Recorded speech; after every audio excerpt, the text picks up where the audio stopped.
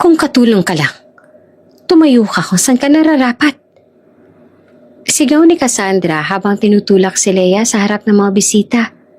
Tumawa pa siya ng malakas. Kahit anong gawin mo, mukha ka pa ring hamak na alila. Hindi ka bagay dito. Sumabay si Violet. Mama, baka akala niya sosyal siya. Tingnan mo yung sapatos niya, oh. Parang sa basurahan. Nanginginig si Leia pero hindi umimik. Hindi nila alam. Bawat salita nila ay may pinapasok niya sa ebidensyang matagal niya nang binubuo. Pero bago pa siya makagalaw, biglang bumukas ang pinto. Leia? Isang pamilyar na boses. Nanigas ang stepmom ni Leia nang makita kung sino ito. Bago ka pa lang sa channel neto, ibang kwento ni Ate Jane, istorya mo, ikwento ko. Huwag kalimutang pindutin ang notification bell at subscribe button.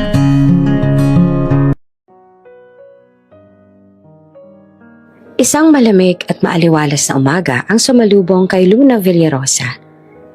22 anyos. Paglabas niya sa arrivals gate ng NAIA. 3 taon siyang nanirahan sa London para sa business studies at internship sa isang luxury design firm. Pero kahit gaanong kahaba o kagara ang naging buhay niyang abroad, iba pa rin ang pakaramdam ng pag-uwi, lalo na sa Pilipinas, kung saan ang bawat amoy ng kape, bawat ingay ng taxi horns, at bawat "Ma'am, need taxi?" ay parang announcement na, "Welcome home, Luna." Habang nakasabit sa balikat niya ang designer bag na bigay pa ng ama, hindi mawala sa isip niya ang huling tawag nito, 2 linggo bago siya umuwi. "Anak, kailangan ka dito. May magandang balita ako." Pero sa tono ng tatay niya, hindi siya sigurado kung excited ba ito o kung kinakabahan. Pagdating ni Luna sa asyenda, sinalubong siya ng malalaking gate at pamilyar na amoy, mga sampagita na palaging inaayos sa mga hardinero tuwing may espesyal na okasyon. Hindi may madaling aminin pero namiss niya ang lugar, lalo na si Don Mateo. Ang ama niyang mabait pero sobrang protektibo. "Anak!" Sigaw ni Mateo pagkalabas ito sa pintuan. Agad siyang niyakap ng tatay niya. At ramdam ni Luna na parang mas payat ito, mas maputla, parang may dinadalang bigat. "Tay, okay lang po ba kayo?" Tanong niya agad. "Oo naman, masaya lang ako dahil heto ka na," sagot ng ama, pero may kakaibang ngiting pilit.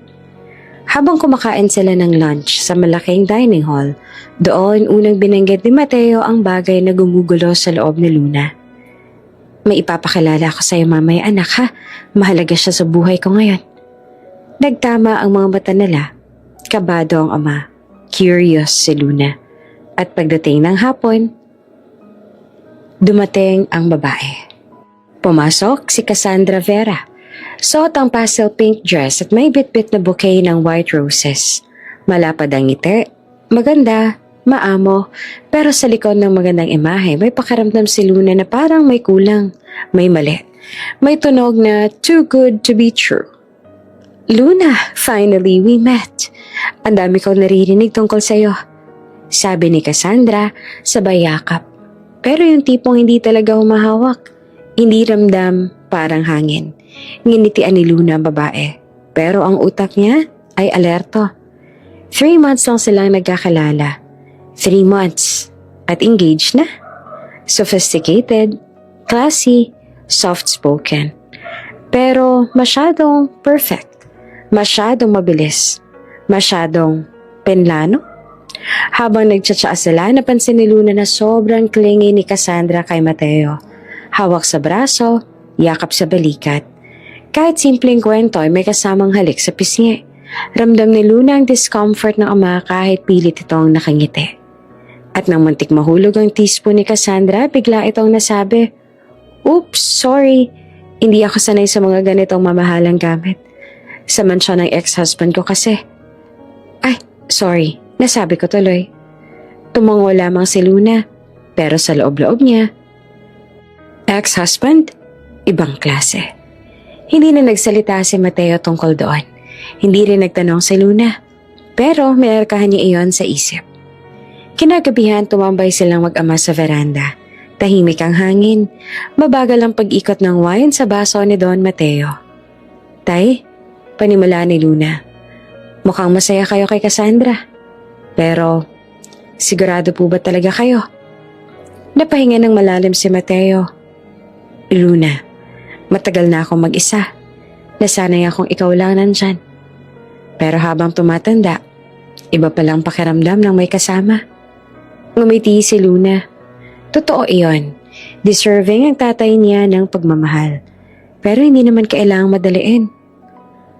Kung mahal mo po siya, susuportahan kita, sabi niya. Pero bakit parang kinakabahan kayo?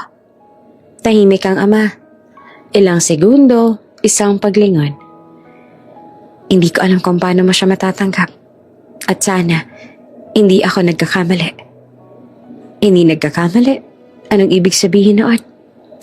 Bago pa makapagtanong si Luna ulit, biglang tumunog ang phone ni Mateo. Napalayo ito saglit para sagutin ang tawag. Pero bago siya umalis, may nahulog na maliit na papel mula sa bulsa niya. Dahan-dahang pinulot iyon ni Luna. Isang resibo. Sa likod ay isang note. 1 million pesos. Transfer. Next payment, sa kasal. Parang nanlamig ang buong katawan ni Luna. Pagbalik ng ama, nakangiti ito pero parang kinakabahan. Let's talk tomorrow, anak. May inaasikaso lang ako. Tumango si Luna, pero puno na ng tanong ang isip niya. Bakit may next payment sa kasal? Bakit parang may hinihintay si Cassandra na pera? At bakit parang hindi alam ng tatay ko na nahulog ang papel?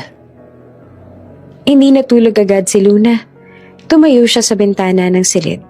Tinitingnan ang malawak na lupain ng Villarosa Hacienda. Ang mga ilaw, ang katahimikan, ang amihan. 3 taon siyang wala. 3 taon na hindi nakita kung paano nagbago ang mundo ng ama niya. At ngayon, bigla siyang may ideya. Hindi lang siya basta bumalik. Bumalik siya dahil kailangan siyang umuwi. May kailangan siyang malaman. May kailangan siyang protektahan. At may kailangang bantayan. Ang ama niyang posibleng naluloko ng maling tao. Huminga siya ng malalim. Hindi ko hahayaang masaktan ka, tay. At doon nagsimula ang misyon ni Luna Villarosa. Hindi bilang spoiled heiress, hindi bilang batang nag-aaral abroad, kundi bilang nag-iisang tagapagmana at anak na handang mangalap ng katotohanan. Kinabukasan matapos ang unang pagkikita nila kay Cassandra, maagang nagising si Luna. Nakatayo siya sa balkon ng kwarto niya habang iniinom ang kape. Tahimik ang umaga, pero hindi mawala sa dibdib niya ang bigat ng pakiramdam. Parang may hindi tugma sa lahat ng ipinapakita ni Cassandra. Sa unang tingin, mabait, maayos at maamo itong babae. Pero may mga sandaling nahuhuli si Luna na parang may iba sa likod ng mga ngiting iyon. Masyadong hinog, masyadong kalkulado, masyadong perpekto para sa totoong buhay. At hindi niya makalimutan yung resibong nahulog sa bulsa ni Don Mateo kagabi. Hindi normal, hindi basta biro. Pero ayaw muna ni Luna na mag-conclude. Gusto niyang dumaan muna ang lahat sa tamang obserbasyon. At hindi nagtagal, nagsimula ang mga peraso ng duda. Pagbaba niya sa kusina, nagulat siya na makita si Cassandra na nakatayo sa gitna ng mga katulong. May hawak na tray ng pandesal. Oh, Luna, good morning. I made breakfast for your dad. Gusto mo rin ba? Nito na parang host ng cooking show. Umakyat ang kilay ni Luna. Alam kong pinagbabawal ni tatay ang paghawak ng bisita sa kitchen. Sabi niya sa magaan pero diretso na tono. Natigilan naman si Cassandra. Pero mabilis na nakabawi. Oh, hindi naman ako bisita. Soon to be family na ako, right? Sabay tawa. Yung tipong pilit pero magaling itago. Tahimik si Luna. Pinagbastan lang niya ang babae. Tahimik din ang mga staff. Pero may mga tinginan sila sa isa't isa.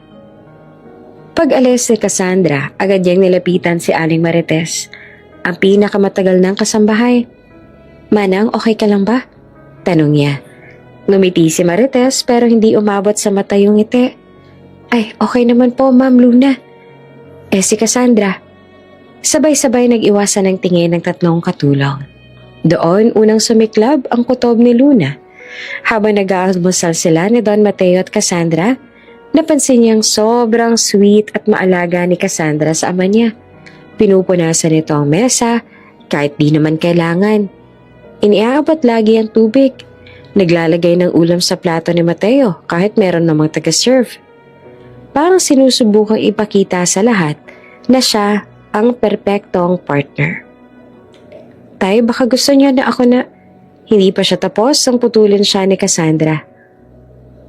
Oh no, Luna. Papahingahin mo si Daddy Mateo. Ako nang bahala rito. Sabay hawak sa braso ng ama. Hindi na nagsalita si Luna, pero napansin niya ang subtle reaction ng ama. Napangiti, pero may bahagyang kaba sa mata. Alam ni Luna ang ekspresyon na yon. Alam niya kung kailan hindi komportable ang tatay niya kahit na nakangiti. Bandang tanghali, nakaupo si Luna sa gazebo. Nagbabasa ng email. Tahimik sana ang paligid pero biglang may humahagikik sa may garden path. Natanaw niya si Cassandra papalapit kasama ang dalawang house staff. Pero ibang Cassandra ang nakita niya. Nakapamewang, matigas ang boses, malamig ang mga mata. Ano ba naman yan ang bagal niyo? Paulit-ulit ko lang sinasabi, maayos dapat ang bulaklak na to. Hindi ako tatanggap ng ganyan sa engagement party namin. Alam niyo ba kung magkano gagastusin dito? Huwag niyo akong ipahiya. Tahimik ang mga staff. Isa sa kanila, si Lani. Halatang namumula ang mata. Parang kakaiyak lang. Tumayo si Luna at humakbang. Is everything okay? Tanong niya pero diretso ang tingin sa staff. Nagulat si Cassandra pero biglang nag-shift ang expression. Parang isang switch na pinindot.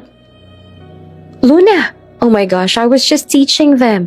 Siyempre gusto ko everything's perfect for your dad. Gusto ko na maging proud ka rin sa akin.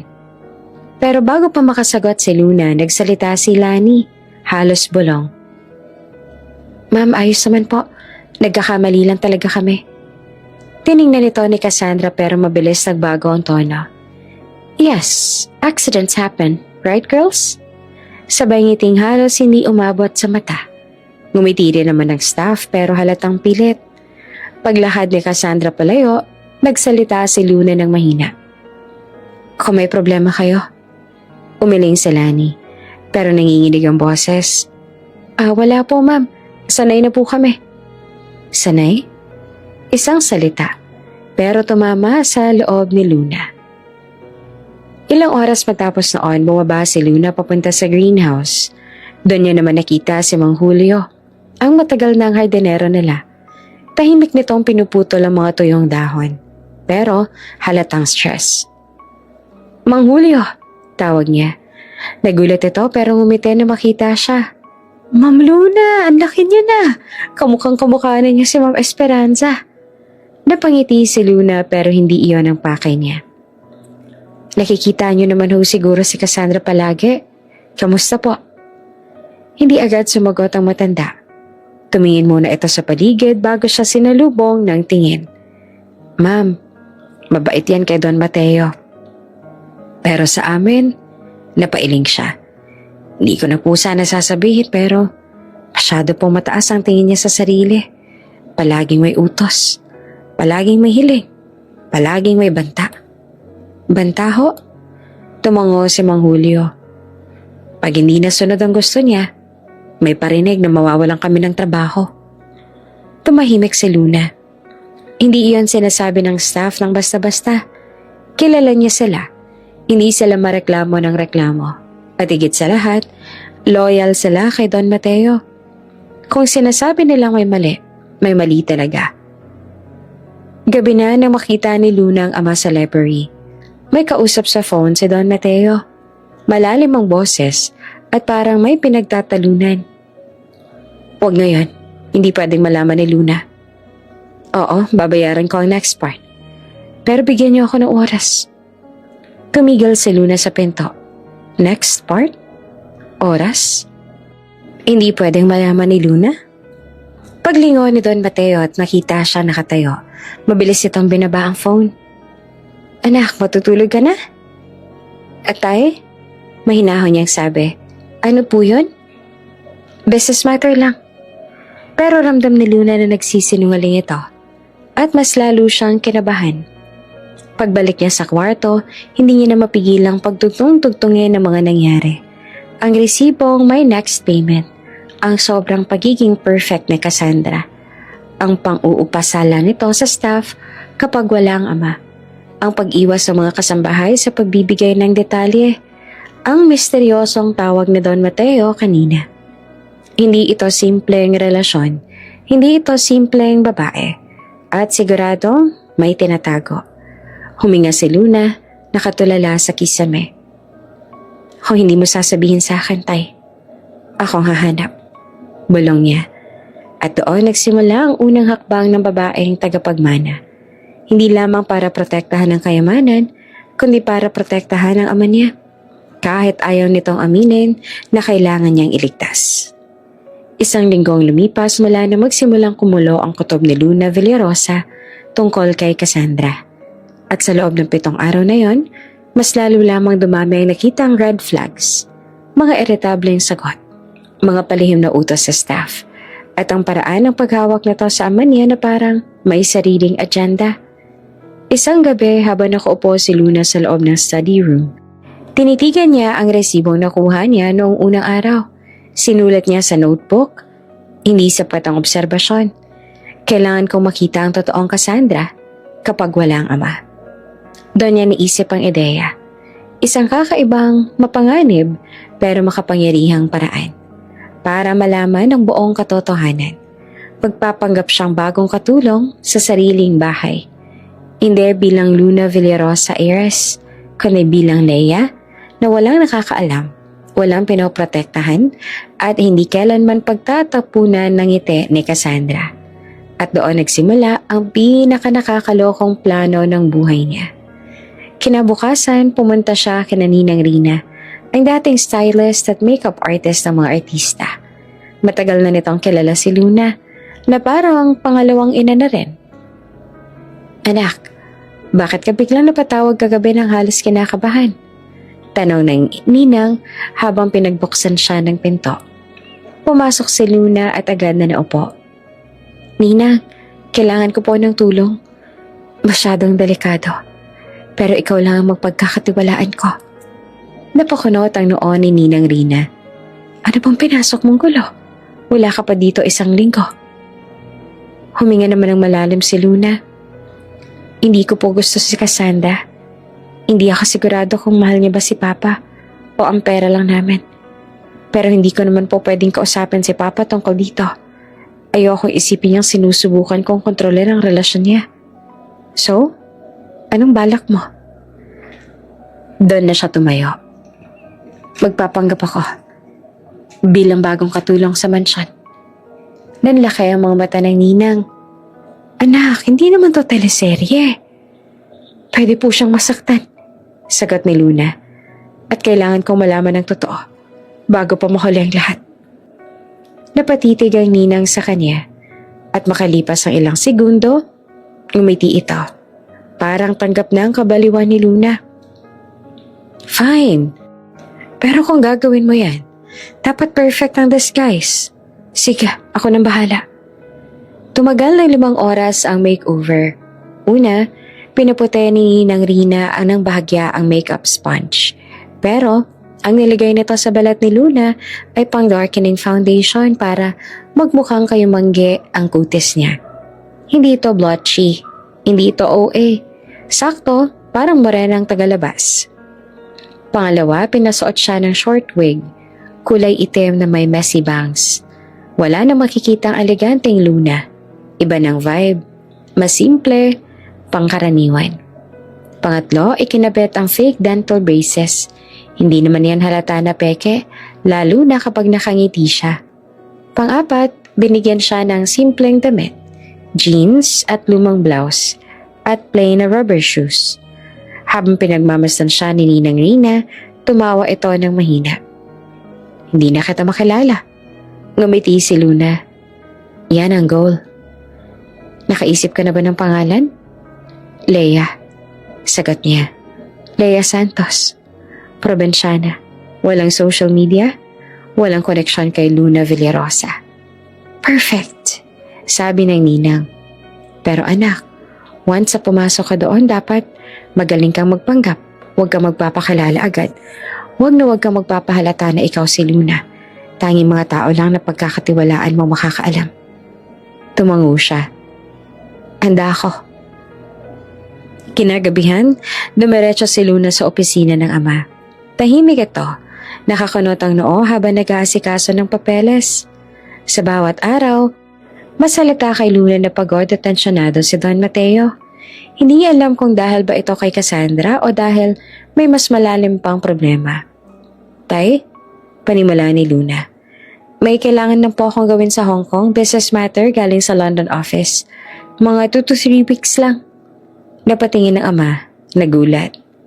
Ha? Ngayon pa? Pero kakauwi mo lang anak. I know tay, pero kailangan ko po talagang gawin to confidential project po. Parang nagdalawang isip si Don Mateo. Sigurado ka bang okay ka lang? Hindi ba dahil kay Cassandra? Hindi po. Putol na Luna, sabay ngiti. Gusto ko lang maging productive habang nandito ako. Pero promise, babalik din po ako agad. Huminga ng malalim ang ama, saka tumango. Kung kailangan mo, sige. Pero mag-iingat ka doon, ha? And please, update me. Of course, tay. Yumakap siya sa ama. Mahigpit. Puno ng pangako na hindi nito alam. At nang gabing iyon, umalis si Luna. Pero hindi papuntang Hong Kong. Kinabukasan, dumating ang isang simpleng delivery van sa likod ng hasyenda. Bumaba si Lea Santos. Morena, maiksi ang buhok, nakatungo. May backpack lang at lumang cellphone. Pagbukas ng gate, sinalubong siya ni Mang Julio. Hindi agad naniwala ang matanda. Ma'am Luna? Shhh, bulong niya. Wala nang ma'am. Lea na. Ikaw lang nakakaalam, pati si Ninang Rina.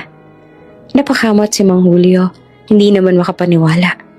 Anak, delikado to. Alam ko, pero kailangan. Dinala siya ni Mang Julio sa servants' quarters. Bago mag-ikot ang mga staff, pinakilala siya bilang bagong applicant mula sa Pampanga. House helper.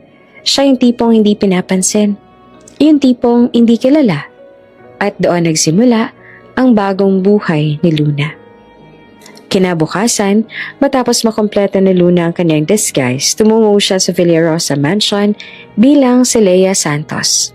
Ang bagong applicant para sa posisyong tagalinis. Simple lang ang suot niya. Lumang blouse, faded na pantalon, at mumurahing rubber shoes. Bitbit niya ang maliit na sling bag na may lamang peking IDs at application papers na inayos ni Ninang Rina. Habang naglalakad siya sa loob ng bakuran, ramdam niya ang tibok ng puso. Hindi ito kaba dahil baka mabuko siya, kundi dahil naroon siya sa mismong bahay na kinalakihan niya. Pero bilang ibang tao, at sa unang pagkakataon, papasok siya sa mansyon hindi bilang anak ng may-ari, kundi bilang isang empleyadong walang sino man ang papansin. Pagpasok niya sa side entrance, sinalubong siya ng headmaid na si Marites. Isang babaeng halos kasing edad ng ninang niya. Hindi talaga sila malapit ni Alma nung si Uluna pa lang nakatira sa mansyon. Pero kilala nito bilang seryoso at maayos magtrabaho. Ah, ikaw ba ang Lea? Ikaw yung na-refer ni Miss Rina? Tanong ni Alma habang tinitingnan ang application form. Opo, ma'am. Sagot naman ni Luna na may bahagyang probinsyanong tono. O sige, hintayin mo ako dito. I-hold ko muna sa office ang papers mo ha. Pero heads up lang, si Miss Cassandra mag-i-interview sa'yo. Minsan mainit ang ulo nun. Humanap ka na lang ng timing. Tumango si Luna. Opo. Hindi niya sinabi. Pero sa loob-loob niya, perfect.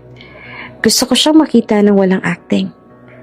Makalipas ang 10 minuto, bumukas ang pinto sa hallway. Dumating si Cassandra. Suotang fitted na beige dress. May pearl earrings. Naka-high heels kahit nasa loob lang ng mansyon. Napatingin agad ito sa kanya mula ulo hanggang paa. Siya ba? Tanong ni Cassandra kay Marites. Parang may tinitignang item sa mall. Opo ma'am, si Leia. Mag-a-apply po. Hindi pa natapos si Marites nang tawagin ni Cassandra ang atensyon ni Luna. You, follow me. Diretso nitong tinungong maliit na office malapit sa laundry area. Sumunod naman si Leia, habang nakataas ng bahagya ang ulo. Pero hindi nagbabago ang tono.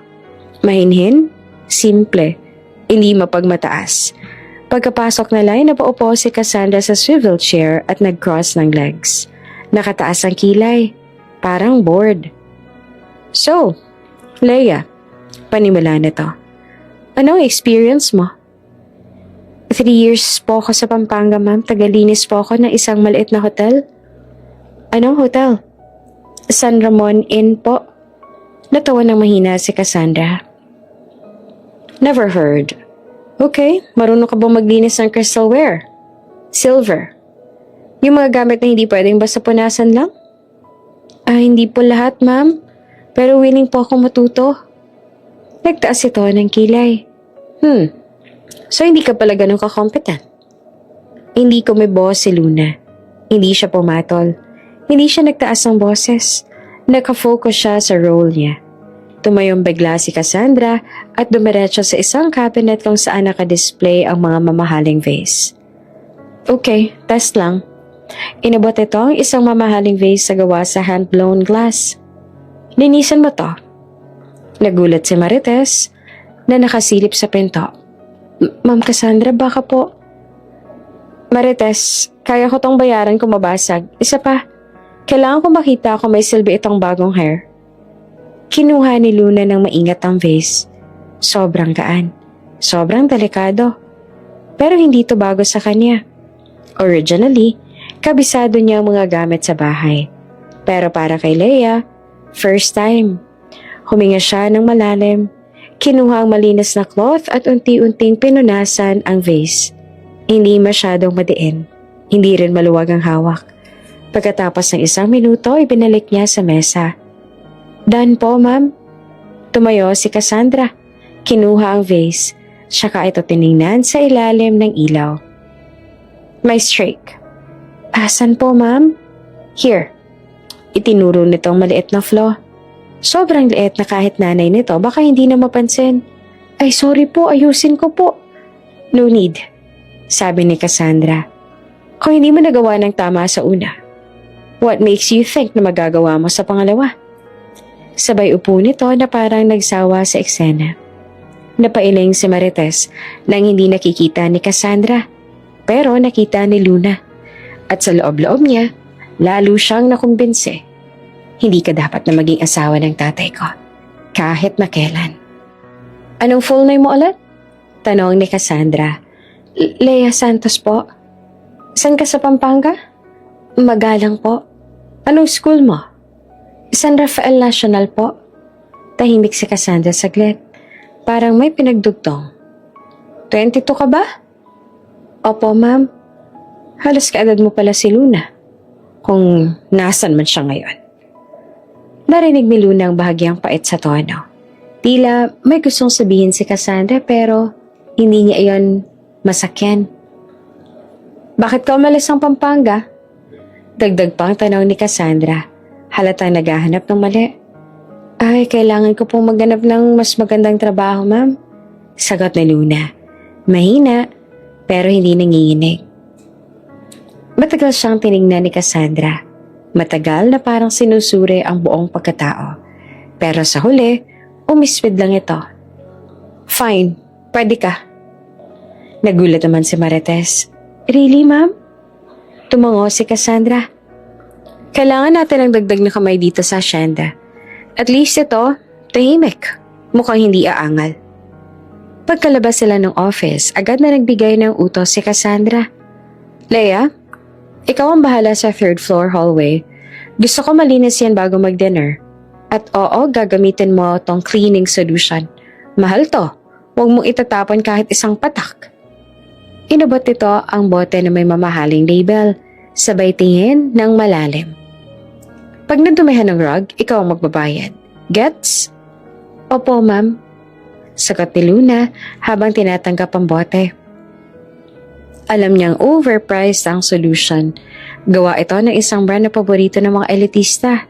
Pero para kay Cassandra, mahalaga ang pagpapakitang kapritso. Tumalikod si Cassandra at umalis. Hindi man lang nagpasalamat, hindi man lang tumingin muli. Na makabalik si Luna sa servant quarters, naupo siya sa gilid ng kama. Tahimik, hindi dahil pagod siya physically, kundi dahil may nasaksihan siyang malinaw at konkretong ebidensya. Ang kabaitan ni Cassandra sa harap ng ama ay isang maskara, at sa likod nito, isang babaeng mapanlait, mapagmataas at mahilig mang-apak. At ngayon, bilang si Leia, nakikita niya ang mundong inililihim ng future stepmom niya. Sa sarili niyang isip, malinaw na ang plano. Kung hindi kayang protektahan ng ama niya ang sarili nito, siya ang gagawa noon. Sa unang araw ni Leia bilang bagong tagalinis, ramdam agad ni Luna ang bigat ng hangin sa mansyon. Hindi iyon dahil sa trabaho. Sanay siya sa mga household routine kahit lumakas siyang mayaman. Kundi dahil sa presensya ng dalawang babae ngayon ay may hawak halos ng buong bahay. Si Cassandra at ang anak nitong si Violet. Mula nang ipaalam ni Luna sa ama na may aasikasuhin siya sa Hong Kong ng ilang linggo, naging kampante si Don Mateo. Hindi na nito inakala na ilang metro lang pala ang layo ng anak niya. Nakayuko, naka-apron at may hawak na basahan. Pero iyon ang kailangan niya para makita ang totoo. At ang totoo, mabilis na nagpakita ng pangit na ugali. Pagbukas pa lang nito ng pinto ng mansyon ng umagang yon, rinig na ni Luna ang matinis na boses ng isang dalaga. "Ate, bakit malamig ang tubig? Gusto ko ng warm, hindi iced bath." Natahimik ang lahat ng katulong. Walang kumibo. Walang lumalapit. Sa utak ni Luna, si Violet siguro yon. Pero hindi niya ito nakikita ng personal. Pero sa tono pa lang, mayabang, demanding, at walang pakialam kung may nadadamay. Naglakad si Luna papasok, nakayuko, dalang maliit na timba at mga pamunas. Pinilit niyang gawing simple ang kilos, hindi gaya ng natural niyang elegante at confident na postura. Pagdating niya sa hallway, sakto naman na bumaba si Violet mula sa grand staircase. Nakapalibot sa kanyang amoy ng mamahaling perfume, velvet robe na pula, at isang ekspresyon na para bang lahat ng tao ay mas mababa sa kanya ay alikabok lang. Humarap ito kay Luna. "Hoy, ikaw! Ikaw ba yung bagong maid?" Umiling si Luna ng marahan. Opo, ma'am." Tinaasan siya ni Violet ng kilay habang naglalakad pa ikot. Parang nag-i-inspect ng laruan. "Leia, right?" Mukha namang di ko alam. Basta wag kang tatanga-tanga, please. I hate stupid people." Tahimik lang si Luna. Pero sa loob-loob niya, gusto niyang umirap. "Ako pa? Ako ang boba? Ikaw kaya hindi ka nakapasa sa first year college kaya pinadala sa Pilipinas ng stepdad mo?" Pero hindi na siya pwedeng sumagot. Hindi siya si Luna Villarosa ngayon. Siya, si Leia, at kailangan niya magtiis. Ma'am, ano pong gusto niyo?" Hindi niya natapos ang tanong. Pinitik ni Violet ang tagiliran ng basahan na hawak niya. "Gusto ko, sumunod ka agad. Unang instructions mo, punasan mo yung sahig sa hallway. Naglagay ako ng water bottle doon kanina. Natapon." Napatingin si Luna sa sahig. Wala namang natapon. Literal na wala. Alam niyang trip lang. Pero kunyari wala siyang alam. Opo ma'am, sige po." Habang lumuluhod siya para punasan ang sahig na tuyo, narinig ang nakataas sa kilay na tawa ng dalaga. "OMG, you're actually really doing it." Bulong ni Violet sa sarili, pero sapat na para marinig niya. Ang dali talagang utuin ng mga katulong. May sumingit na mahinang tinig mula sa likuran. "Violet, tama na." Si Cassandra, nakatayo ito sa may pinto. Naka-cross arms, pero hindi para pigilan ang anak niya. Bagos ay para evaluate kung paanong tumugon si Leia. "Mom, I'm just training her." Sagot ni Violet na proud pa. "Super baguhan kasi." Tumungo si Cassandra, pero may nakatagong ngiti ng labi. "Good. Dapat matuto sila agad. I don't want slow staff in this house." Parang sinampal si Luna ng katotohanan. Habang nasa harap si Don Mateo, halos lumuhod si Cassandra sa kabaitan. Pero pag wala, halimaw. Habang nagpupuna siya, kunwari, naramdaman niyang lumuhod si Cassandra sa tabi niya. Hindi para tumulong, para tingnan ang mukha niya ng mas malapitan. Leia? Tanong nito. Yes, ma'am. Tumango si Cassandra, pero ramdam ni Luna ang pagsusuri. Parang hinahanap kung saan siya pwedeng pintasan. You look odd, ani ni Cassandra. Hindi nahiyang sabihin niyon sa harap ng lahat. Pero siguro pwede na. Just don't talk too much. I don't like noisy workers. Tumayo ito, tumalikod, tapos ay dumiretso na sa dining area. Si Violet naman ay naglakad palapit muli at tumapat sa likod niya. By the way, Leia, bulong nito. Pag nakita mo akong pumalakpak, tatakbo ka. Kapag tinawag kita, iiwan mo lahat. At kapag sinabi kong pangit ang gawa mo, hindi ka magrereklamo. Nakakasira ng mood ang mga katulong na madrama. Hindi pa tapos si Luna sa wiping, but Violet kicked the bucket lightly. Tumapon ng tubig ngayon. Ayan, totoo na. Punasan mo ulit. Uminit ang dibdib ni Luna, pero ngumiti siya ng marahan. Opo, ma'am. Umalis na si Violet. Texting habang naglalakad na parang hindi niya ginawang pang-aalipasta.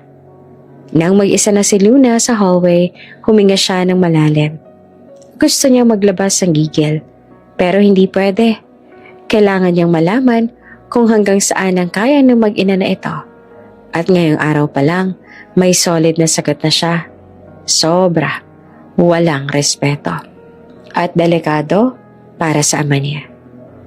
Pagdating ng tanghali, sumilip si Luna sa dining area habang nag-aayos sa mga pinggan.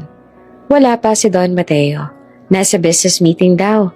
Pero si Cassandra at Violet, parang reyna at prinsesang nasa sariling palasyo. Leia, coffee. Leia, ice water. Leia, tanggalin mo nga tong crumbs, nakaka-gross. Wala pang isang oras pero 3 beses siyang pinatawag para sa mga bagay na kayang gawin ng isang taong normal. Sa bawat tawag, ramdam ni Luna ang panginginig ng kamay niya sa pigil na ines. Pero bawat paglapit niya, mas lalong lumalabas ang totoong ugali ni Cassandra at Violet. Hindi sila mabait, hindi sila caring, at lalong hindi sila pwedeng maging family.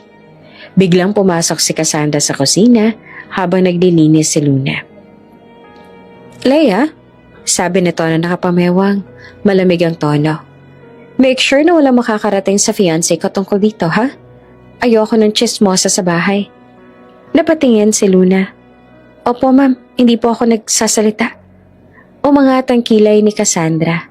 Good, dahil pag nagsumbong ka, sisiguraduhin kong hindi ka na makakakuha ng trabaho kahit saan. Tumalikod ulit.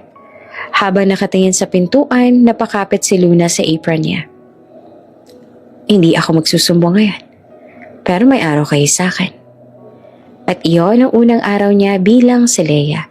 Ang unang araw na tunay niyang nakita kung gaanong kalalim ang problema. At mas lalo siyang naging determinado. Hindi na ito basta curiosity, mission na ito.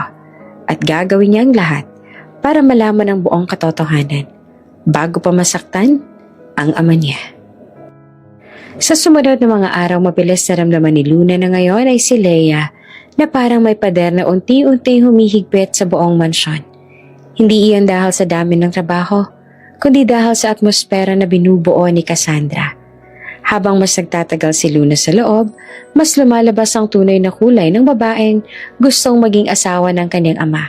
At ang pinakamasakit, walang nakakakita nito maliban sa mga kasambahay. Ang mga taong walang boses, tahimik na lang para hindi mawalan ng trabaho. Nagsimula ang lahat ng isang umaga, habang inaayos ni Leia ang mga kortina sa guest room. Dumating si Cassandra, nakahawak ng isang tasa ng kape at may malamig na ekspresyon. Ano yan? Tanong nito sabay tutok sa kortina. Ma'am? Tanong ni Leia.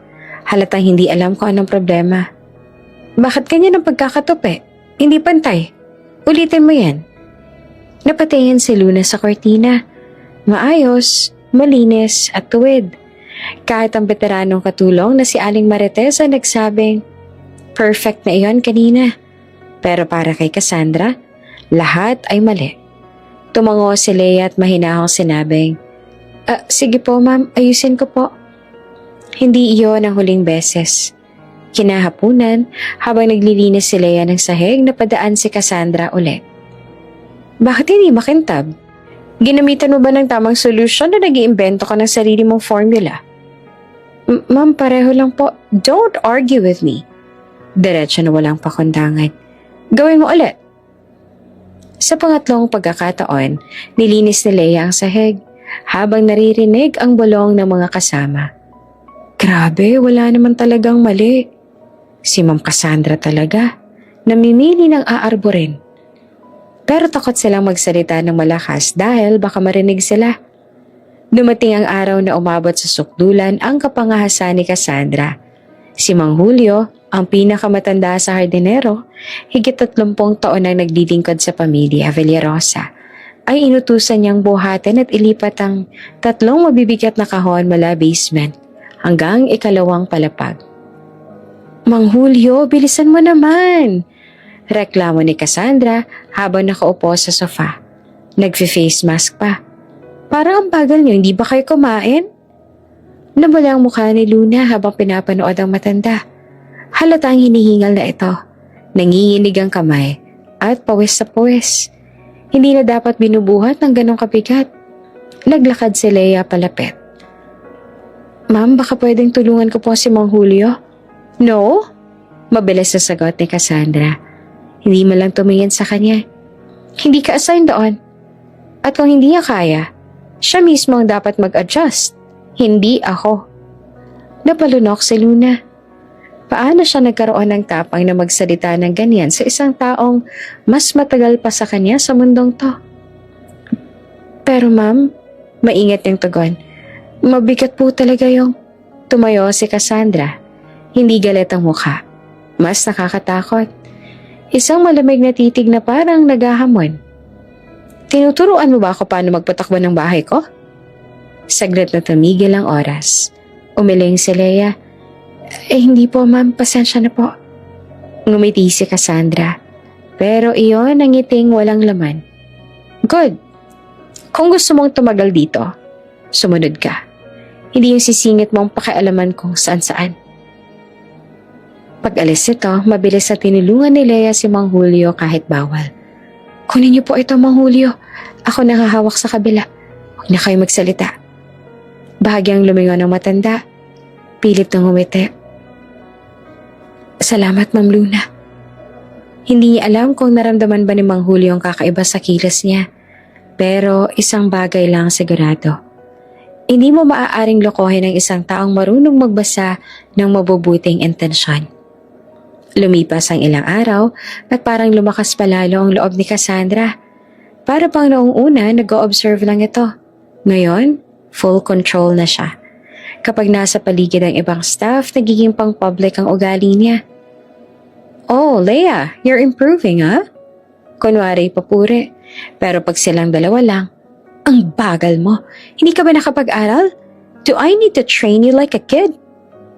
Isang beses, habang nagpapalit si Leia ng bedsheet, biglang dumating si Cassandra at hinila iyon mula sa kamay niya. Look at this. Ang pangit ng stretch, hindi pantay. Ulitin mo. Ma'am, kakalagay ko lang po. I don't care. Do it again. Nasa likod sila ni Violet na nakahilig sa pinto. Natatawa. Mom, she's so slow. Para siyang dial-up internet. Nagkatinginan sila. Mag-ina at sabay natawa. At kahit gusto nang sumabog ni Luna sa inis, kailangan niyang manatiling kalmado.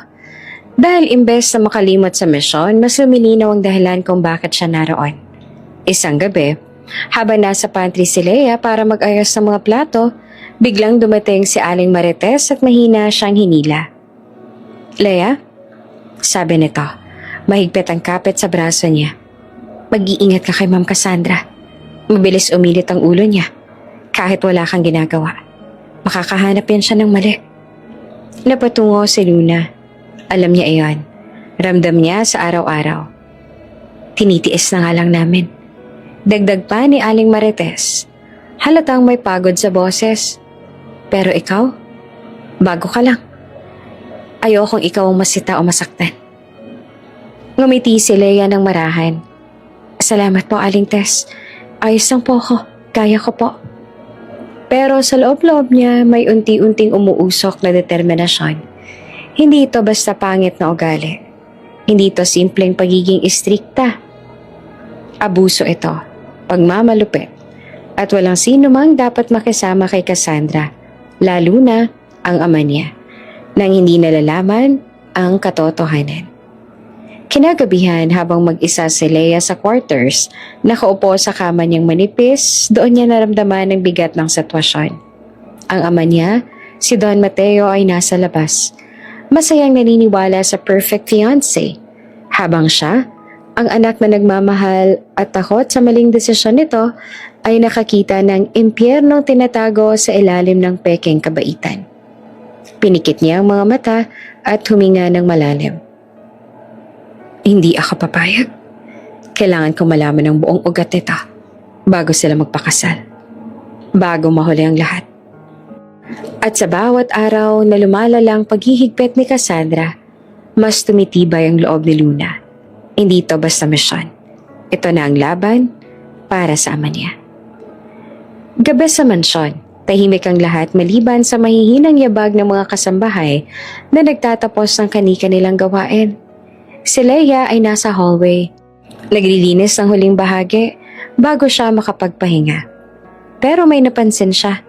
Bukas ang ilaw sa opisina ni Cassandra. Karaniwan, patay na iyon pagsapit ng 9:00. Type ni Cassandra ang early evening skincare routine, kaya bihira siyang nagtatagal doon ang gabi.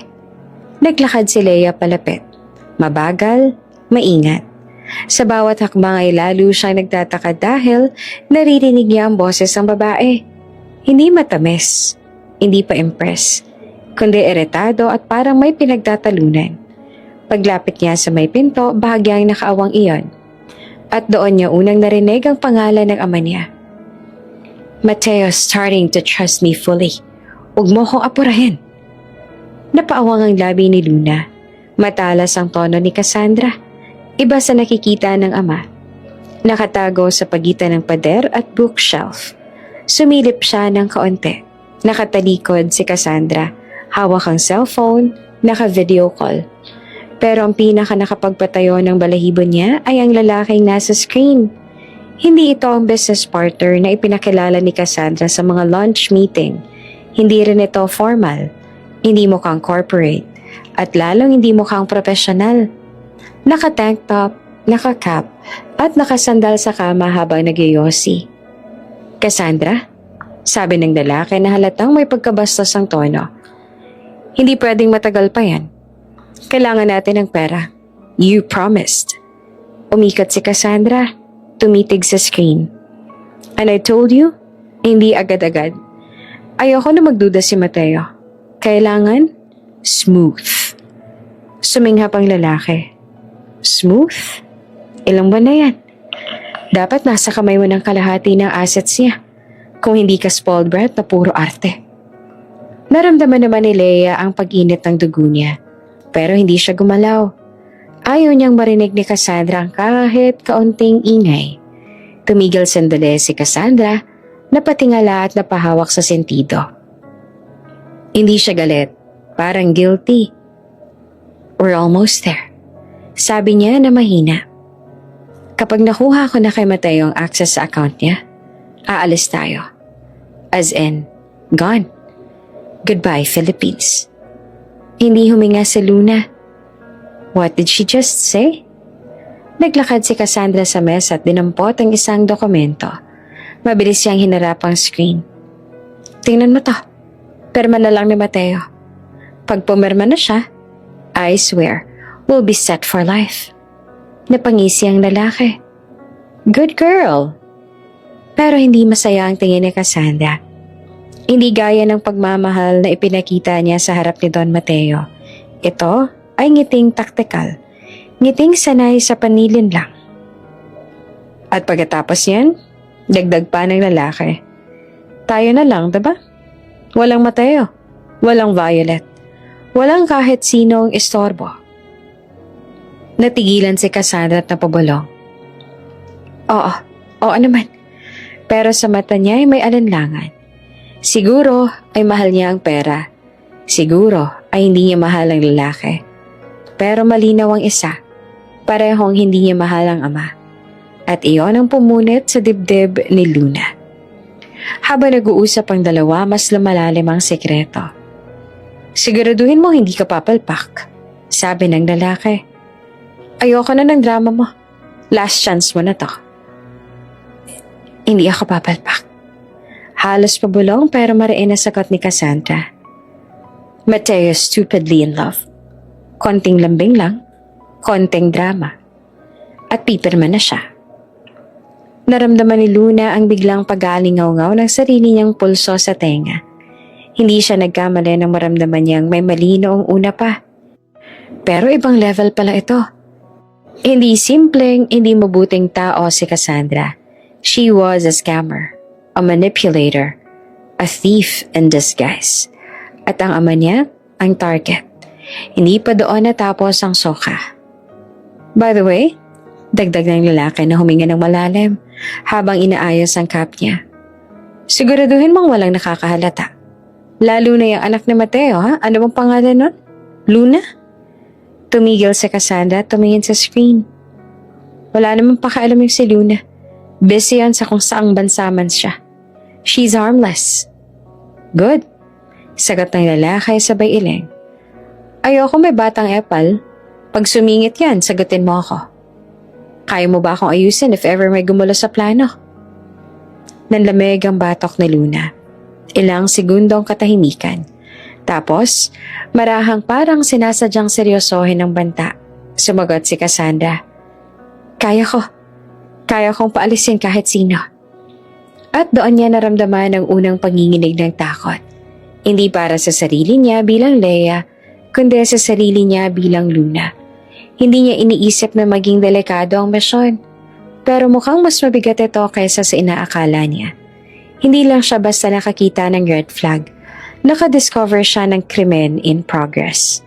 Nang matapos ang tawag, ibinaba ni Cassandra ang cellphone at huminga ng malalim. Saglit siyang napapikit bago naglakad paalis ng opisina. Nagtago si Leia sa shadow ng hallway hanggang makalayo ang babae.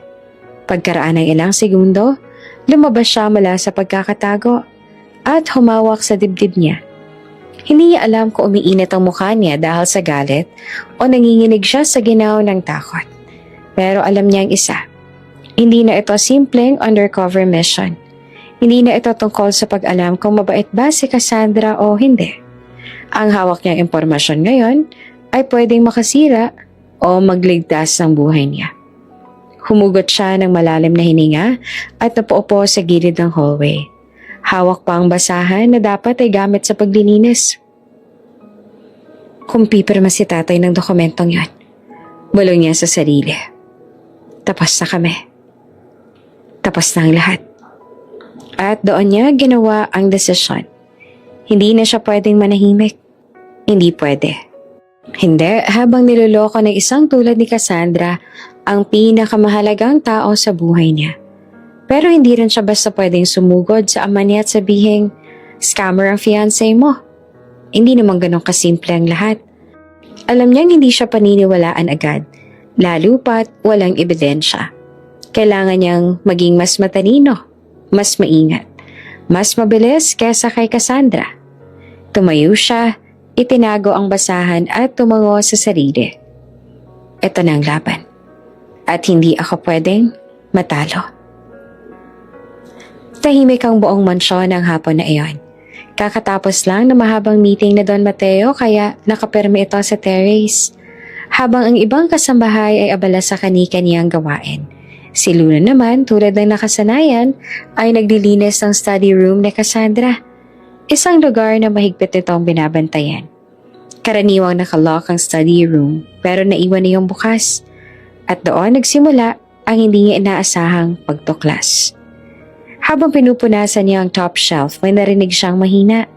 Isang thud, parang may nahulog.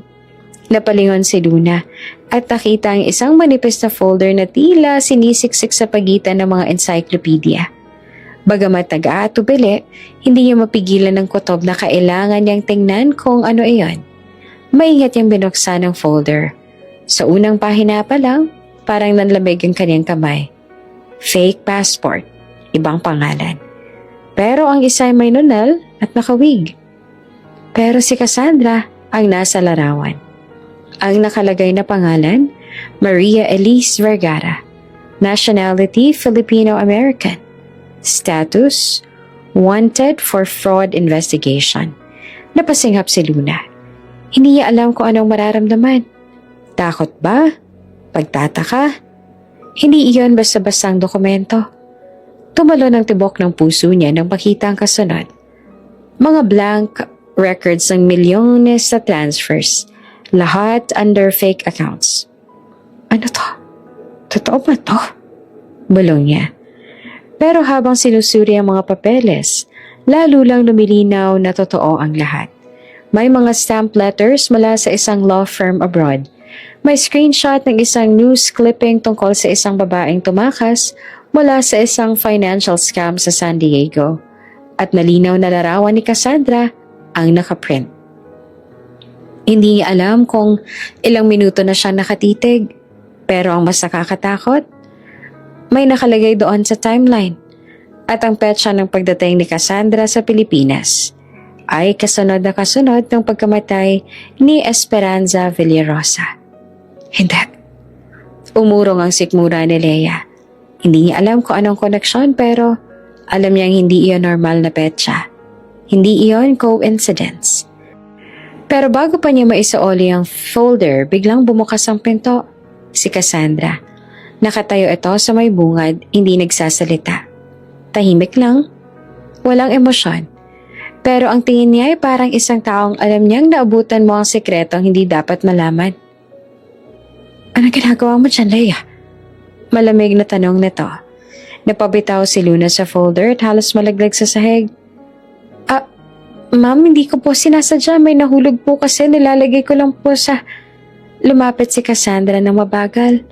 Istrikto at parang pusa na unti-unting lumalapit sa biktima. Hinawakan nito ang folder, pinulot ang mga papel at mahinang tinapik ang mga iyon sa mesa para umayos. Sa trabahong katulad nito, ani Cassandra habang hindi inaalis ang tingin kay Leia, mahalaga ang pagrespeto sa boundaries. Pasensya na po, ma'am, hindi ko talaga... Shhh! Tumingin ito ng diretso sa mga mata ni Leia. At sana, hanggang dito lang nakita mo. Kinilabutan siya. Literal na parang nanigas ang mga tuhod niya. Umalis ka na. Agad siyang tumango. Halos mabingi sa lakas ng kaba sa dibdib. At mabilis na lumabas. Nanginginig ang mga kamay niya habang pinipigilan ang sarili na huminga ng malalim. Pagdating niya sa hallway, halos sumandal siya sa pader para hindi mawala ng balanse. Ano bang nakita niya? Anong tunay na pagkatao ng babaeng yan? Kahit anong gawin ni Leia, hindi mawala ang bigat sa dibdib niya. Habang nagbubukas si Marites ang pressure cooker, napansin nito ang pamumutla ng dalaga. Ay, Leia, para ka naman nakakita ng multo. Wala po, Manang. Sagot niya, ngunit halatang hindi totoo. Umupo si Griselda sa bangko at umirap. Kung pinagalitan ka na naman ng ng babaeng yon, hindi mo kailangang itago. Lahat naman tayo nadali na niya. Pero hindi naman yon ang totoong dahilan. At hindi niya alam kung maaari niya bang ikwento. Teka, singit na Marites. May ginawa bang kakaiba si Ma'am Cassandra? Ibang aura mo ngayon. Dahil sa tanong, parang sumikip lalo ang dibdib ni Luna. Hindi niya alam kung dapat ba niyang sabihin. Pero naalala niya ang isang detalye sa nakita niya kanina. Isang checklist kung saan nakalista ang mga pangalan sa mansyon. Kasama na doon ang pangalang Luna. May naka-encircle na pala. Wala po, siguro napagod lang ako. Sinubukan niyang ngumiti, pero halatang pilit. Nagkatinginan sina Marites at Griselda. Parang may kutob sila. Pero hindi na nangulit. Hindi makatulog si Luna. Sa isip niya, paulit-ulit ang larawang nakita niya. Si Cassandra, ibang pangalan, ibang buhay, ibang bansa. Kriminal? Tatakbuhan? At bakit parang eksaktong kasabay ng mga problema ng pamilya ko ang pagdating nito? Hindi niya mapigilan ng gumuhit na tanong sa isip niya. Kung may tinatakbuhan siya, bakit siya narito? At kung may tinatakbuhan si Cassandra, bakit tila mas lalo nitong minamanmanan ng mansyon? Napatingala si Luna sa kisame. Ang katahimikan ng gabi biglang naging mas nakakatakot kaysa dati. Hindi na ito simpleng pag-uugali ni Cassandra. Hindi na ito simpleng sungit. Hindi na ito simpleng pag-iingat. Ito ay lihim na may nakatagong panganib. At alam ni Luna mula sa araw na yon, hindi na siya ligtas sa loob ng mansyon. Mula nung araw na diskubre ni Luna ang forged documents ni Cassandra, hindi na naging pareho ang bawat oras sa loob ng mansyon. Ang tahimik na pasilyo, ang malalaking kortina, ang malamig na dingding, lahat ay parang nagbago. Parang bawat tunog ng yabag ay may kasamang pangamba. Sa bawat salyap ni Cassandra ay may banta. Hindi pa niya kayang magsalita. Wala pa siyang sapat na ebidensya.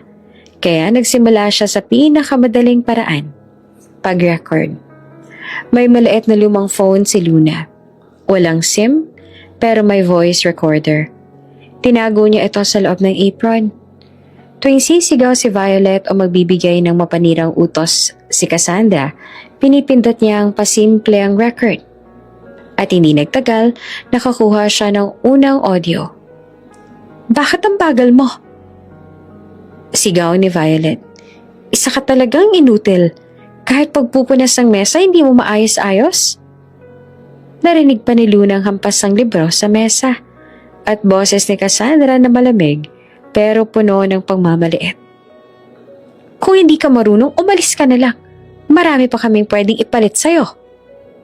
Hindi siya umiiyak kahit gusto. Alam niyang mas kailangan niyang katinoan kaysa emosyon. Lalo pat sa bawat araw, lumalala ang pagtrato sa kanya. Isang gabi, habang nag-aayos ng kwarto, napansin ni Luna na palihim na tumawag si Cassandra sa may terrace. Hindi iyan simpleng tawag lang. Malalim, mababa, at parang nakikipagtago. Hindi pa nga ako makatiming, hindi pa handa, sabi ni Cassandra sa kabilang linya. Baka makahalata. Sumikip ang dibdib ni Luna. Alam niya ang tinutukoy nito, si Don Mateo. Naglakad siya ng dahan-dahan. Inipit ang phone sa pagitan ng libro at ng bulsa. Pinigilan niyang umubo para hindi mahalata. Sige, i-update kita kapag nakaperma na. Tapos bigla itong huminto. Tahimik. Parang may naramdaman. May nakakarinig ba? Tanong ng boses sa kabilang linya. Napalunok si Luna. Dahan-dahan siyang umatras. Pero narinig niyang mahinang click ng heels si Cassandra. Nagpigil siya ng hininga at mabilis na sumingit sa hallway. Pinakiramdaman kung susunod ba ang babae. Wala. Pero hindi iyon nakapagpagaan ng loob niya. Alam niyang isang pagkakamali lang, delikada siya. Simula ng araw na yon, parang lalo siyang sinasadyang pahirapan. Kapag nagliligpit siya, biglang sinisira ni Violet ang inaayos niya. Kapag naghahatid siya ng tsaa, pinapainit ni Cassandra ang mood nito at ipinapabalik-balik siya sa kusina. Minsan pa pinagsasabay nila ang utos. Linisin mo to, ngayon din. Magluto ka ng merienda, ayusin mong bodega. At kapag hindi nagawa lahat agad, may kasamang mura at pang-aalipusta. Pero bawat salita, bawat sigaw, bawat pangmamaliit, nasa recorder. May oras, may petsa, may boses. Hindi man niya masabi agad sa pulis, sa abogado at sa ama, alam niya ang oras na lang at mabubuo niya na ang isang kaso. Isang hapon habang naglalakad sa bakuran si Luna, napansin niya ang anino. Hindi ito kasambahay, hindi ito gwardya, at hindi rin sa Don Mateo. Payat ang pangangatawan, Naka-jacket kahit mainit. At may hawak na maliit na kamera na pilit tinatago. Private investigator? Pero para kanino nagtatrabaho? Nagtagpo ang kanilang mga mata. Mabilis itong umiwas at naglakad palayo. Tila iniiwasan ng kahit anong interaction. Sumunod si Luna pero hindi lantaran. Tamang distansya lang. Sapat para malaman kung saan ito papunta. Lumiko ito sa likod ng greenhouse. Lugar na bihirang puntahan ng mga kasambahay. Doon niya nakita ang lalaki na kausap ang kung sino sa phone. Oo, pareho pa rin. Malakas ang kutob ko. May tinatago sila rito. Hindi pa malinaw ko ano, pero may kakaiba sa babaeng Cassandra. Napahawak si Luna sa dibdib niya. So, hindi lang ako nakakahalata. Pero bago pa niya masundan ang usapan, may narinig siyang malakas na kaluskos. Hoy! Sigaw ni Griselda mula sa ibang dulo ng bakuran. Leia? Saan ka naman pupunta? Nataranta siya at napalingon. Pagbalik niya sa likod ng greenhouse, wala nang lalaki. Parang hindi lang nagkaroon ng tao doon. Pagkatapos ng buong araw na pagod, umupo si Luna sa kama at inilatag ang lahat ng ebidensyang meron na siya. Mga audio recordings ng pang-aabuso. 3 recordings ng secret call si Cassandra. Isang note na isinulat niya tungkol sa misteryosong lalaki. At isang maliit na USB kung saan niya kinokopya lahat. May kaba sa dibdib niya, pero may kaunting tiwala rin. Hindi siya tuluyang nag-iisa. Habang sinusuri niya ang huli niyang recording, napako ang atensyon niya sa isang linya. Sinasabi ko sa'yo, sabi ni Cassandra sa tawag. Kapag nakuha ko ng kailangan ko, aalis na ako rito. Walang makakahabol. Ang kailangan niya ay pera ng ama ko at dokumento para sa mana. Napaiyak si Luna, pero hindi dahil sa takot. Dahil sa unang pagkakataon, meron siyang hawak. May laban siya. At sa gitna ng katahimikan ng gabi, may narinig siyang dumaang yabag sa hallway. Marahang, mabagal, parang may nagmamatsyag. Tumigil sa mismong pintuan niya. Nanatili ng ilang segundo at saka muling lumakad. Hindi niya nakita kung sino, pero alam niyang hindi iyan basang kasambahay. At mas lalong lumalim ang kanyang pakiramdam. May mas malaking nangyayari sa mansyon. At hindi lamang si Cassandra at Violet ang dapat niyang bantayan. Hindi pa rin mawala ang kaba sa dibdib ni Luna mula sa mga ebidensyang nakukuha niya. Kada araw lumalalim ang panganib. Pero hindi niya inakalang darating agad ang unang mismong pag-atake. Gabi iyon na mas tahimik kesa normal. Walang ibang kasambahay sa hallway dahil tapos na ang shift nila. Si Luna bilang Leia ay nakahiga na, half asleep, pagod sa buong araw na pagbubuhat at pag-aalaga sa mga iniutos ni Cassandra at Violet. Pero habang unti-unti siyang dinadalaw ng antok, may narinig siyang click. Dahan-dahan, mabagal. Parang sinasadya para hindi marinig. Pinto iyon ang kwarto niya. Binuksan mula sa labas. Nanlamig ang katawan niya. Hindi siya gumalaw. Nagpanggap siyang tulog pero dahan-dahang dumilat ang isang mata niya. May anina sa pintuan. Matangkad, nakaitim at may suot na maskara. Huminto ito sandali. Parang tinitingnan kung gising siya. Hindi siya huminga ng malalim, baka mahalata. Nagpigil siya ng kahit anong galaw. Pero ang sunod na hakbang na lalaki papalapit sa kama niya. Alam niyang hindi iyon bastang pag-usisa. May dala itong intensyon. Masama. Nakita niyang pilak na kumikisap sa ilalim ng ilaw ng lampshade. Isang maliit na patalim. Pumintig ang puso niya ng malakas. Nang abot kamay na ng lalaki ang gilid ng kumot niya, bigla siyang kumilos. Mabilis. Hindi niya alam kung saan ang galing ang lakas pero instinct na lang ang gumabay.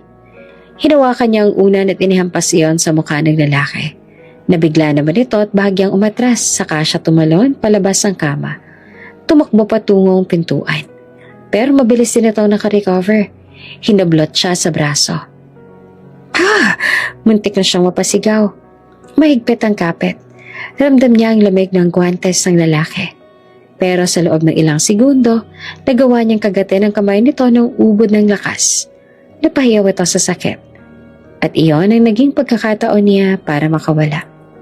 Tumakbo siya sa hallway. Madilim, tahimik, at walang ibang tao. Naririnig niyang mabilis ang paghabol ng mga yabag sa likod niya. Sa pagmamadali, nadulas siya sa carpet.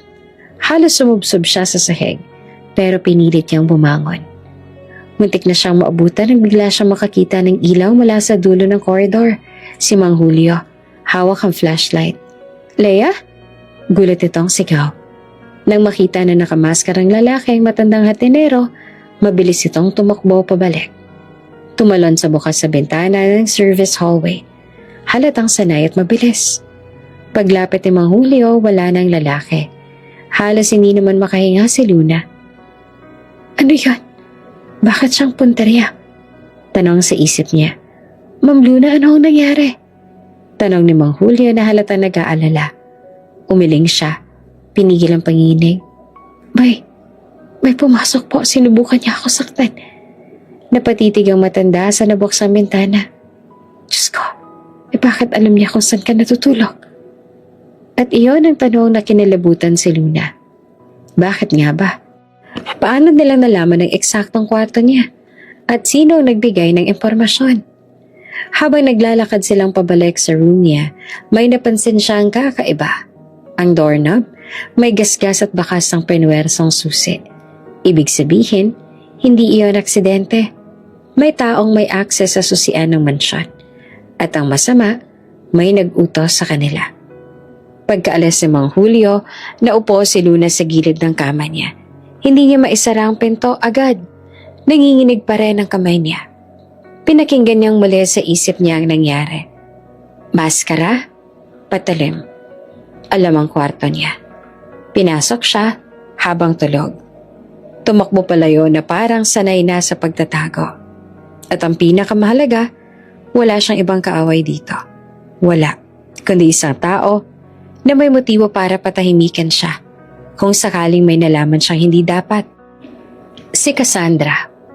Hindi malayo, lalo mat may nakita siyang forged documents at narinig na secret calls. Kung naramdaman ni Cassandra na may nakamasid sa kanya, maaari nitong isipin na ang bagong katulong ang problema. Pero hindi iyon ang pinaka nakakakilabot na parte. Habang nakaupo siya sa kama, napatingin siya sa gilid ng maliit na mesa kung saan nakatagong USB drive at lumang phone niya na may recordings. Paano kung ako talaga ang target? Paano kung pinapatahimik siya ni Cassandra dahil sa nakita ako sa study room na nakaraan? Sinilip niya ang secret pocket sa ilalim ng kahon. Andan pa rin ang phone at USB. Nakahinga siya. Pero mababaw lang. Hindi iyon sapat para maibsan ang takot. Kung kaya nilang pasukin ang kwarto niya, kaya rin nila akong balikan. Kaya rin nila ulit akong saktan o lunurin ang ebidensya. At kung hindi dumating si Mang Julio, hindi niya alam kung anong nangyari. Habang kinakapa niyang maliit na pasa sa braso niya, galing sa paghaplot ng lalaki, nagdesisyon siya. Hindi na siya pwedeng magpanggap na okay. Hindi na sapat ang pagre-record. Kailangan niyang pabilisin ang pagbuo ng ebidensya bago sila maunahan. At higit sa lahat, kailangan niyang malaman ang isang tanong. Kung tauhan niyo ni Cassandra, sino sa loob ng mansyon ang kakampi nila? Sapagkat malinaw sa kanya ngayon, kung may unang pag-atake, may susunod pa. Tahimik na hapon sa mansyon. Nakaayos na ang lahat ng kwarto. May naglalagay ng bagong bulaklak sa sala. At ang mga kasambahay ay abala sa kanilang mga gawain. Si Luna naman ay naglilinis ng dining area nang may marinig siyang usapan mula sa pintuan. Ma, parang si Cassandra yung dati nagkaroon ng scam case abroad. Parang munting kidlat ang tumama sa utak niya. Dumapa siya sa tabi ng mesa. Pilit na nagtatago habang sinusubukang marinig ng buo ang usapan. Nang marinig niya ang buong linya ng bisita, isang matanda at pamilyar na kaibigan ng pamilya, pumuti ang mukha ni Cassandra. Halos mawala ang kontrol. Bakit mo naman nasabi yan? Sambit nito. Nanginginig ang boses at galit at kaba. Wala kang karapatan na magsalita ng ganon sa harap ng mga tao. Walang nakakaalintana sa galit ni Cassandra. Dahan-dahan siyang lumakad patungo kay Leia, ang kanyang bagong katulong, na parang naging simbolo ng nakakakita ng katotohanan. "Leia!" Sigaw niya na halos sumigaw na sa dining area. "Anong ginagawa mo dyan? Anong sinasabi mo sa mga bisita?" Si Leia naman ay na-shock, hindi makagalaw. Hindi pa siya nakakapagsalita. Ang mga kasambahay ay natigilan sa kung ano ang nangyayari. May ilang humihinga ng malalim. Alam na may lalabas na hindi maganda. Si Cassandra hindi na mapigilan. Binunto ng lahat ng galit niya sa dalaga. "Kung ano man ang narinig niyo," galit na galaw, "huwag niyo nang pansinin. Sila yang may kasalanan. Ang inutil na katulong na to puro lang gulo at drama." Pumayag ang iba sa paligid na manahimik. Takot na rin sa galit ng babae. Ngunit sa mata ni Leia, malinaw na ito ay hindi lamang simpleng galit. Ito ay pagtatakip sa katotohanan na na-expose ang kanyang nakaraan. "Leia, lumabas ka rito at ayusin ang dining table ngayon," utos si Cassandra, sabay turo ang dalaga. Habang naglalakad si Leia, pilit siyang pinapanood ng mga kasambahay. Ang mga tanong sa kanilang mga mata, bakit siya pinapahiya? At anong ginawa niya? "Pasensya na po, ma'am." Tahimik lang na sagot ni Luna, pero halatang naninindigan sa loob. Hindi siya umiiyak. Hindi rin siya nagpapanik. Bagkus, iniisip niya kung paanong mapapakinabangan ang sitwasyon. Pagkatapos niyang ayusin ang pinggan at basahan, nakabalik na siya sa dining area. Nakita niya si Cassandra na nakatayo, nakayuko sa galit. Halos tigang na tigang ang mga ugat sa leeg. "Sino man ang naglabas ng nakaraan ko, malalagot." Sigaw niya sa isipan at nang tumingin kay Leia, "Ikaw ang may sala sa lahat ng nangyari. Bakit hindi mo nalang gawin ang trabaho mo ng tahimik?" Ang pinakamalaking pagkakamali ni Cassandra, hindi niya na nakontrol ang sarili sa harap ng bisita. Mabilis na napuno ng kaba. At dahil doon, nagmisulang isang malaking biro ang kanyang pagtatangka na itago ang nakaraan. "Hindi yun naiintindihan," halos sigaw niya. "Hindi ako scammer. Baka kamukha ko lang narinig niyo." Tumigil siya. Huminga ng malalim at sinadyang umisi. Ngunit walang nakakita ng sincerity sa ngiting iyon. Sa tabi ng lahat, lumakas ang kutob ni Luna. Nakita niya ang unti-unting pag-breakdown ni Cassandra. Isang babaeng tipong palaging kontrolado. Ngayon ay nakatulala sa isang sitwasyon na hindi niya maipaliwanag. Si Aling Marites at Mang Julio ay nakatingin sa eksena. "Grabe si Ma'am," bulong ni Aling Tess. Halatang may halo ng takot at pagkabahala. Para bang hindi niya makontrol ang sarili niya. "At Leia, anak, mabuti na lang at hindi ka nag-react." Nagtipon-tipon ng iba pang kasambahay. Pilit na nagtatahimik. Pero ramdam ang tensyon. Bawat isa ay nakatingin kay Luna. At sa mga mata niya, makikita nila ang tapang at kontrol sa sarili. Pagkatapos ay lumapit si Luna sa bintana ng dining area. Huminga ng malalim at pinilit ayusin ang sarili. Alam niya na hindi iyon ang huling pagkakataon na gagamitin ni Cassandra ang galit para takutin siya. Pero sa kabilang banda, may ngiting dumaan sa isip niya. Hindi niya sinadyang marinig ang impormasyon mula sa bisita. Ngunit dahil dito, nakatanggap siya ng malaking advantage. Na-expose ang nakaraan ni Cassandra sa isang pagkakataon na hindi inaasahan. At ngayon, mas malapit si Luna sa layunin niya. Makuha ang ebidensya at mailigtas ang ama niya sa panilin lang. Sa pagtatapos ng araw, isang bagay ang malinaw kay Luna. Nagkamali si Cassandra. Hindi niya na maitatago ang nakaraan. Hindi na siya ganap na makokontrol ang mga tao sa paligid niya. At sa bawat galit na pinapakita nito kay Luna, bawat public humiliation, mas lalo lang tumitibay ang loob ng dalaga. Hindi pa tapos ang laban.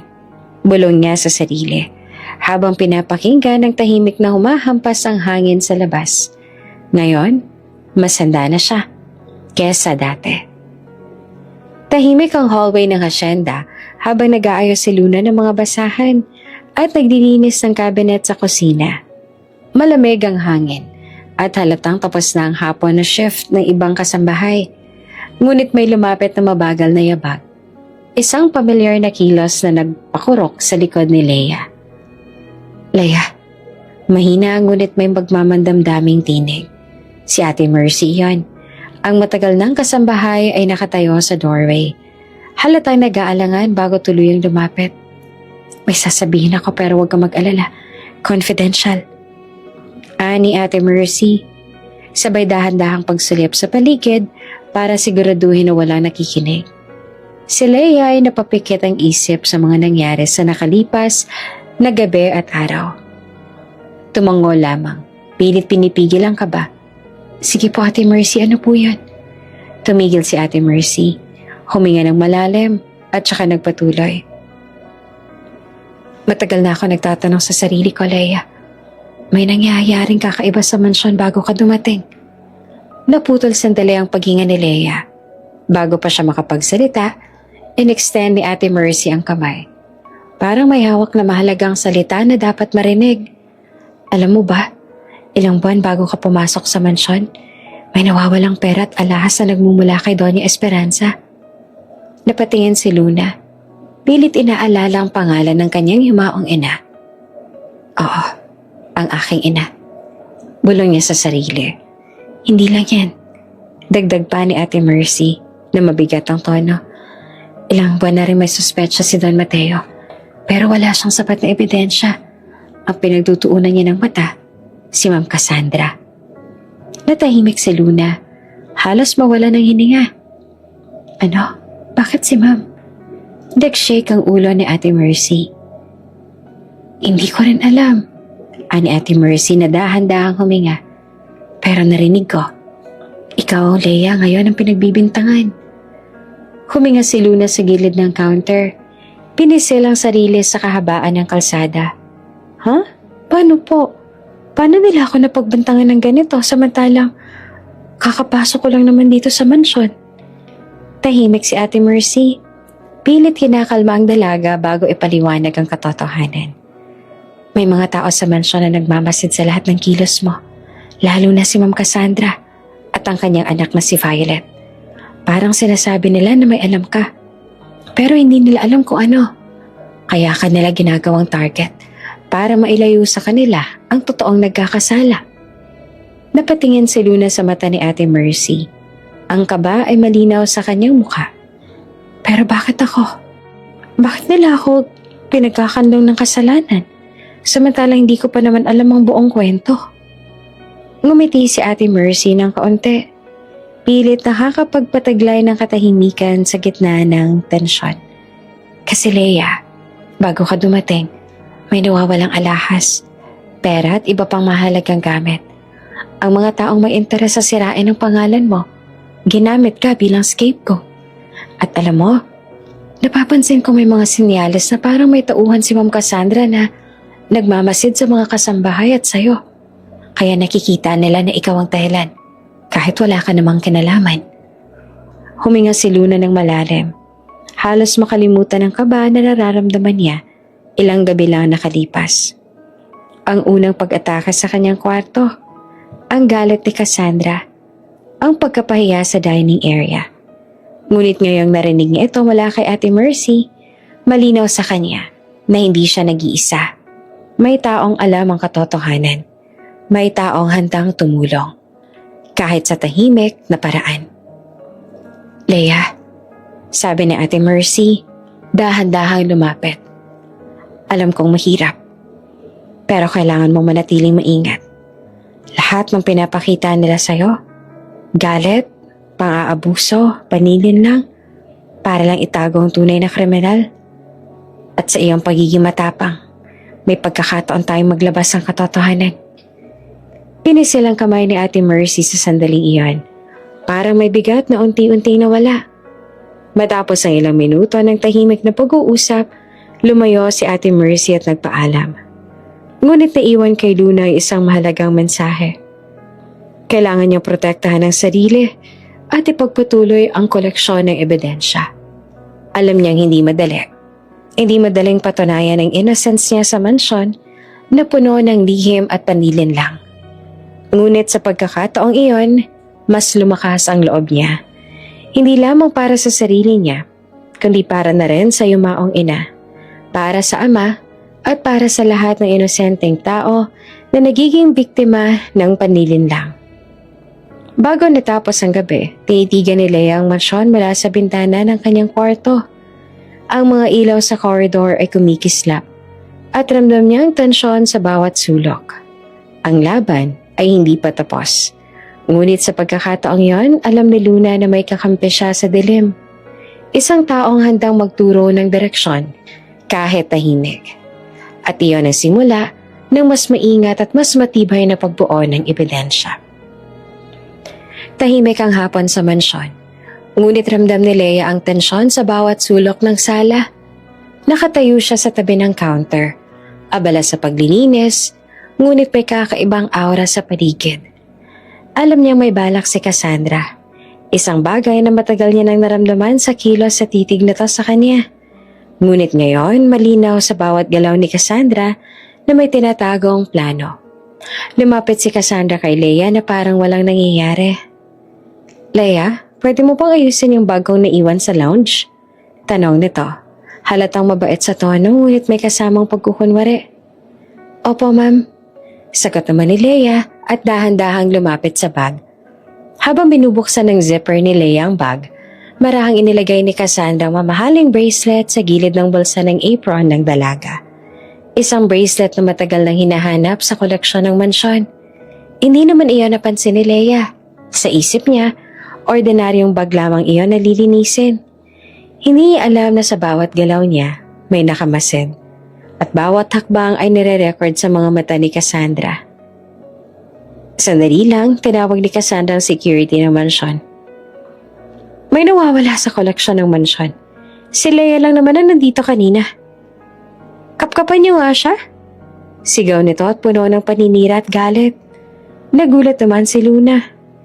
Ha? Paano po? Hindi po ako. Hindi na siya pinakinggan. Hinila siya ng isang security guard at ramdam ang pagkahulog ng dibdib niya. Ang mga kasambahay na nakasaksi sa lahat ay natigilan na tila nag-aalangan kung kanino titindigan. Leia, halika rito. Magpaliwanag ka. Sambit ni Cassandra. At halos lahat ng kasambahay ay tumingin sa dalaga. Nakatingin na parang siyang may sala.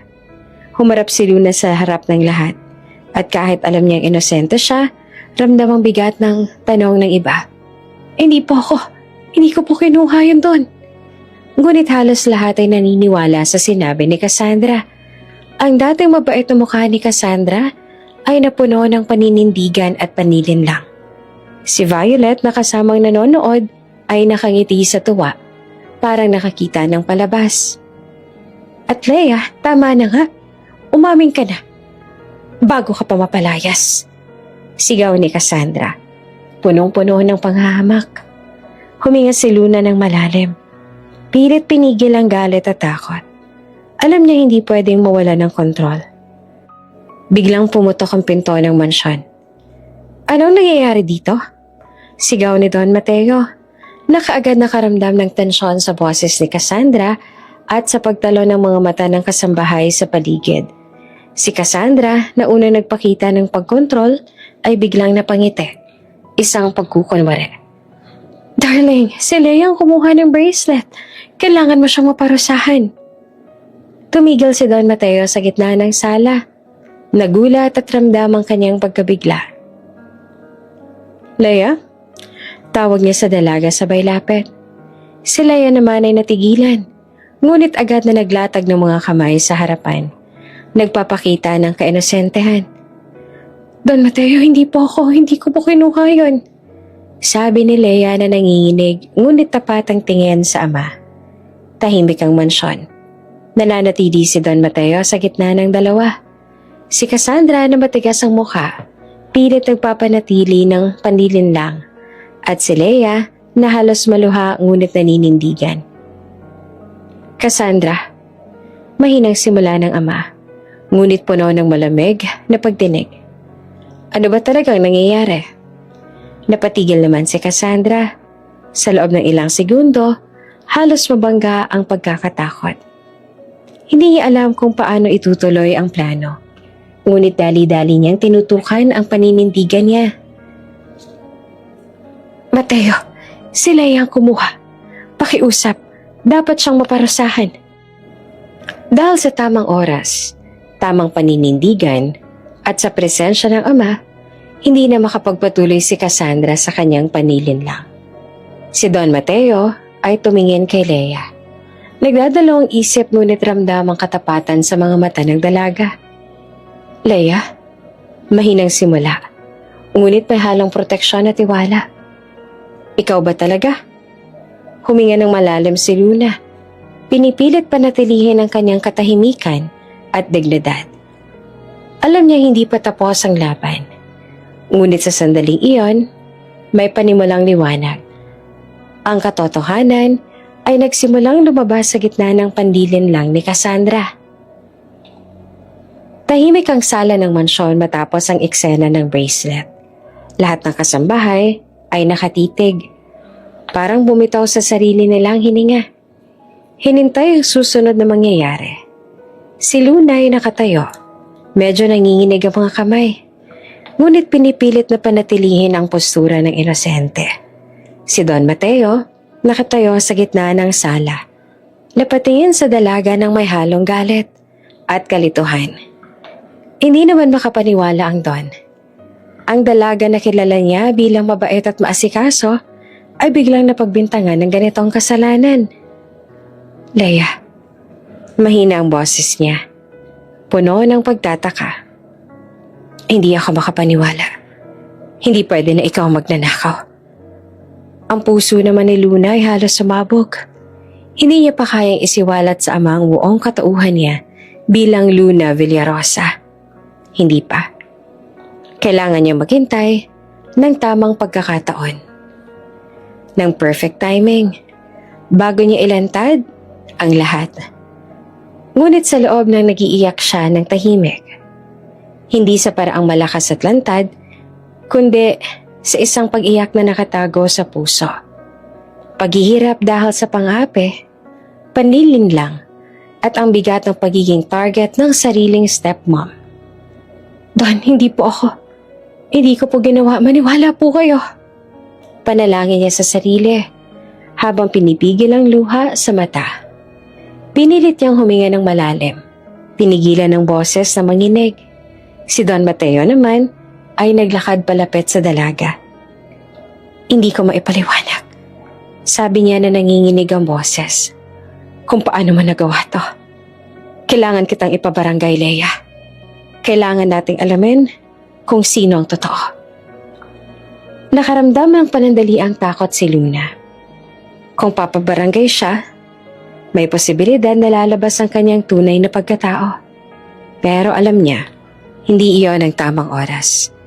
Ngayon, kailangan niyang magpigil at mag-strategize. Habang nakatayo sa harap ng ama, pinisil ni Luna ang kamay niya. Pilit na pinipigil ang sarili. Sa loob ng puso niya, umiiyak si Luna. Ang totoong siya. Sa bawat pagtutol ni Cassandra sa kanya. Sa bawat pangmamaliit. At sa panggigipit na nararanasan niya sa loob ng mansyon. Paano ko maipapakita sa kanya na hindi ako si Leia lang, kundi si Luna? Bulong niya sa sarili. Ngunit alam niya hindi pwede ngayon. Isang pagkakataon na walang makalimot sa katotohanan at walang makakapagtaboy sa kanya. Kahit ramdam niyang panininlang, kahit pinipilit ng takot na yumuko, pinili ni Luna na manatiling matatag. Don, ipinapangako ko po, hindi ko po ginawa yan. Mahina ang ngunit matapang ang boses. Alam niyang ramdam ng ama ang tapat na emosyon sa likod ng kanyang salita. Kahit hindi alam ng lahat kung ano ang nangyayari sa loob ng kanyang puso. Tumigil si Don Mateo sa kanyang hakbang.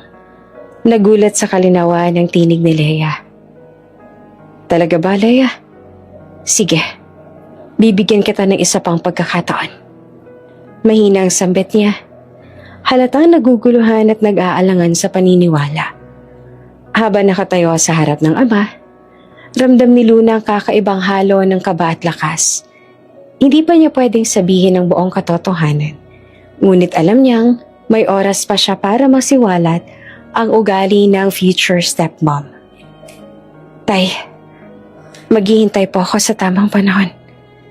Bulong niya sa sarili. Nakatingin sa mata ng ama. Ramdam niya ang paninin lang ni Cassandra sa paligid. Pero ramdam din niya ang pagmamahal ng ama. Kahit sa gitna ng pagdududa. Bago naglakad si Don Mateo papunta sa hallway upang ayusin ang sitwasyon, huminga si Luna ng malalim. Pinilit niyang ilagay ang sarili sa mental state ng isang matapang na tagamasid.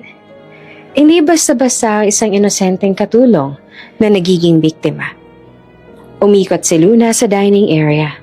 Pinagmamasdan ng bawat galaw ng kasambahay. Sinisigurong walang makakaagaw sa kanyang ebidensya. Bawat hakbang, bawat galaw, may kahulugan.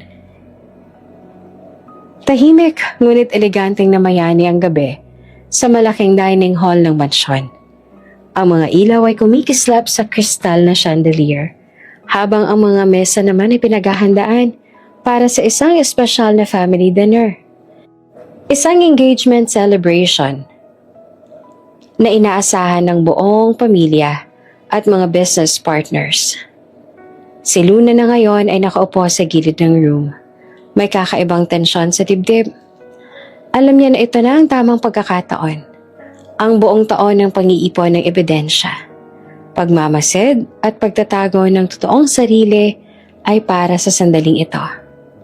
Naglakad siya papasok sa dining hall. Suot ang simpleng uniform ng katulong. Ang mga prosthetic na ginamit niya upang magmukhang ibang tao. Ang makeup, wig, at braces ay unti-unting tinanggal, pinakita ang totoong mukha niya. Si Luna Villarosa. Tahimik ang lahat sa kanyang paglapit. Ang mga business partners at kaibigan ng pamilya ay nakatingin. Halatang naguguluhan. Ngunit ang pinakamalaking reaksyon ay mula sa ama niya.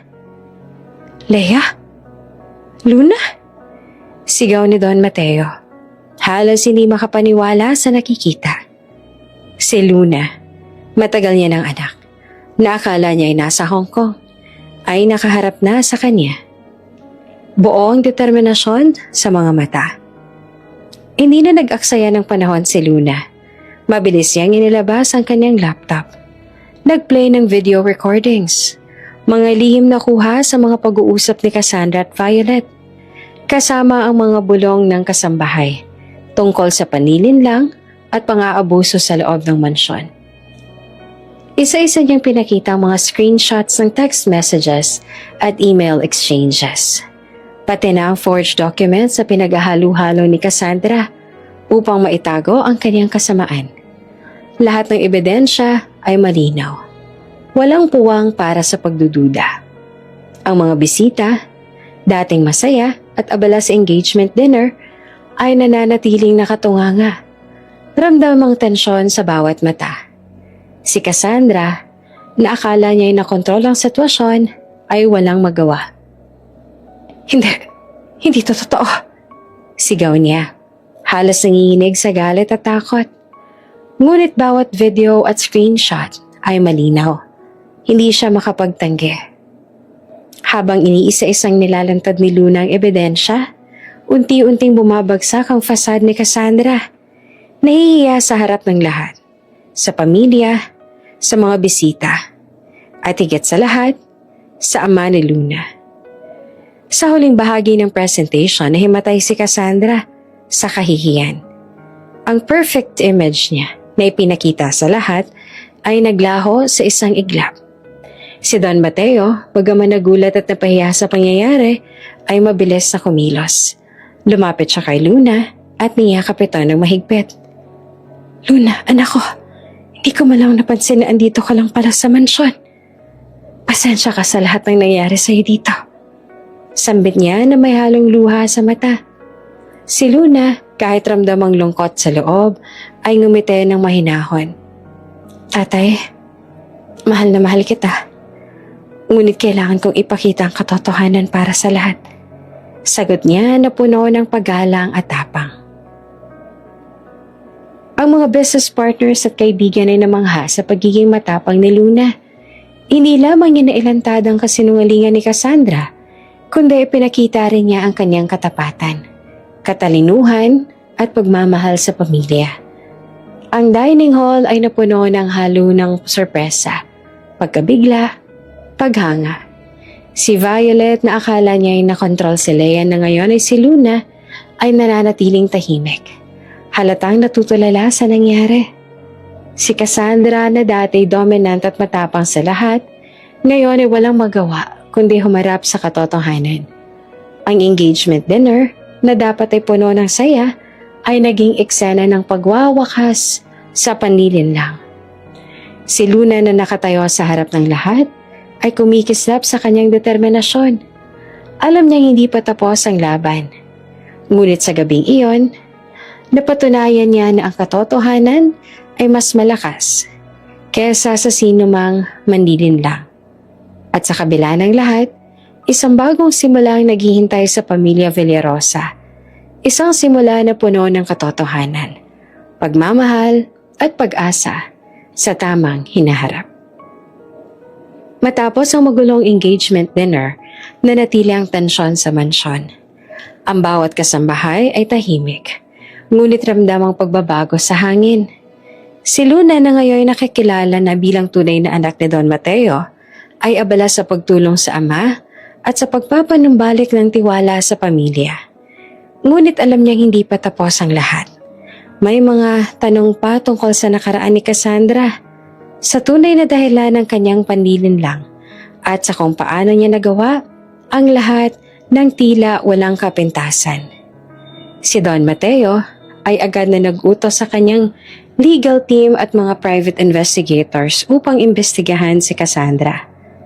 Habang lumalalim ang investigasyon, unti-unting lumalabas ang mga nakakabiglang detalye.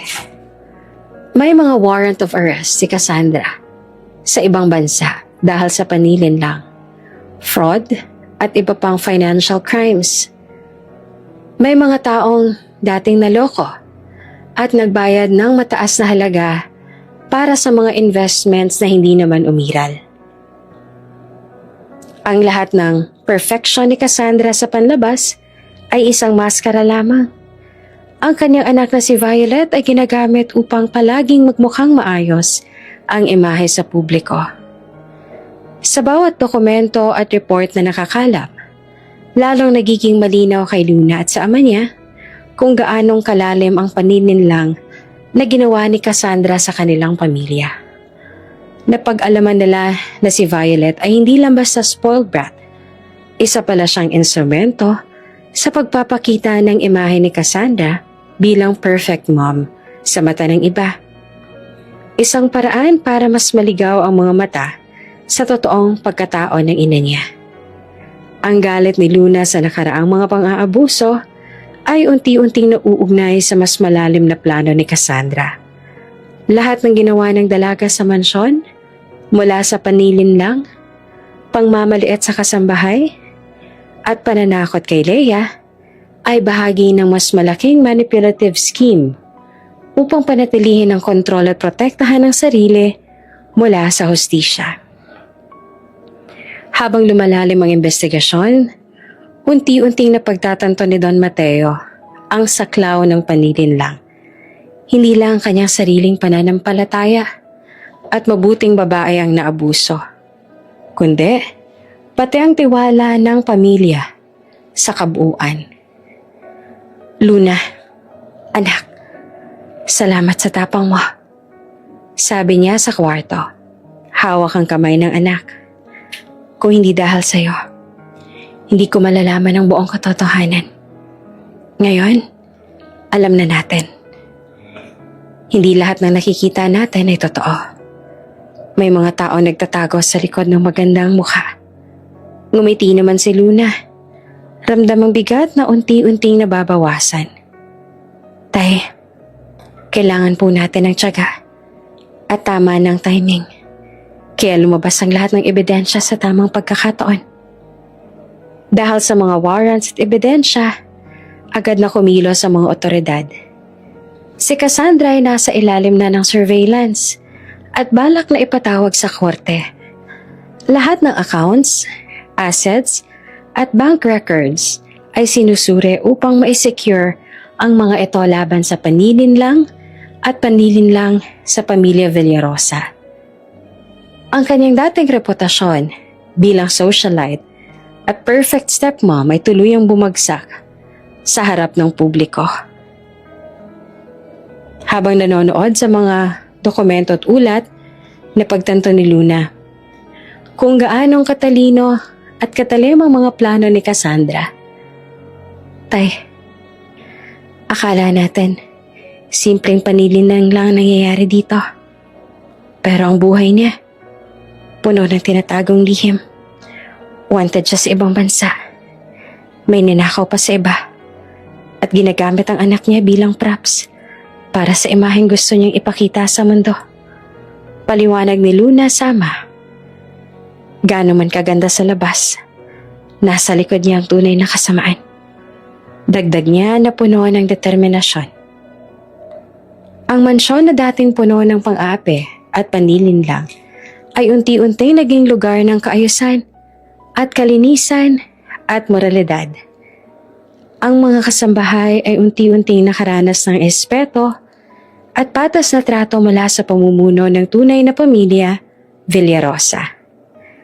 Ang bawat sulok ng bahay ay sinisiyasat upang matiyak na walang panilinlang na matatagpo ang muli. Si Violet na ngayon ay unti-unting nakikita ang katotohanan tungkol sa ina ay natuto na hindi lahat ng pinapakita sa publiko ay tunay. Sa bawat ulat, bawat warrant, bawat legal na hakbang, si Luna ay lumalakas ang loob. Alam niyang ang lahat ng sakripisyo at panganib na ginawa niya bilang Leia ay nagbunga.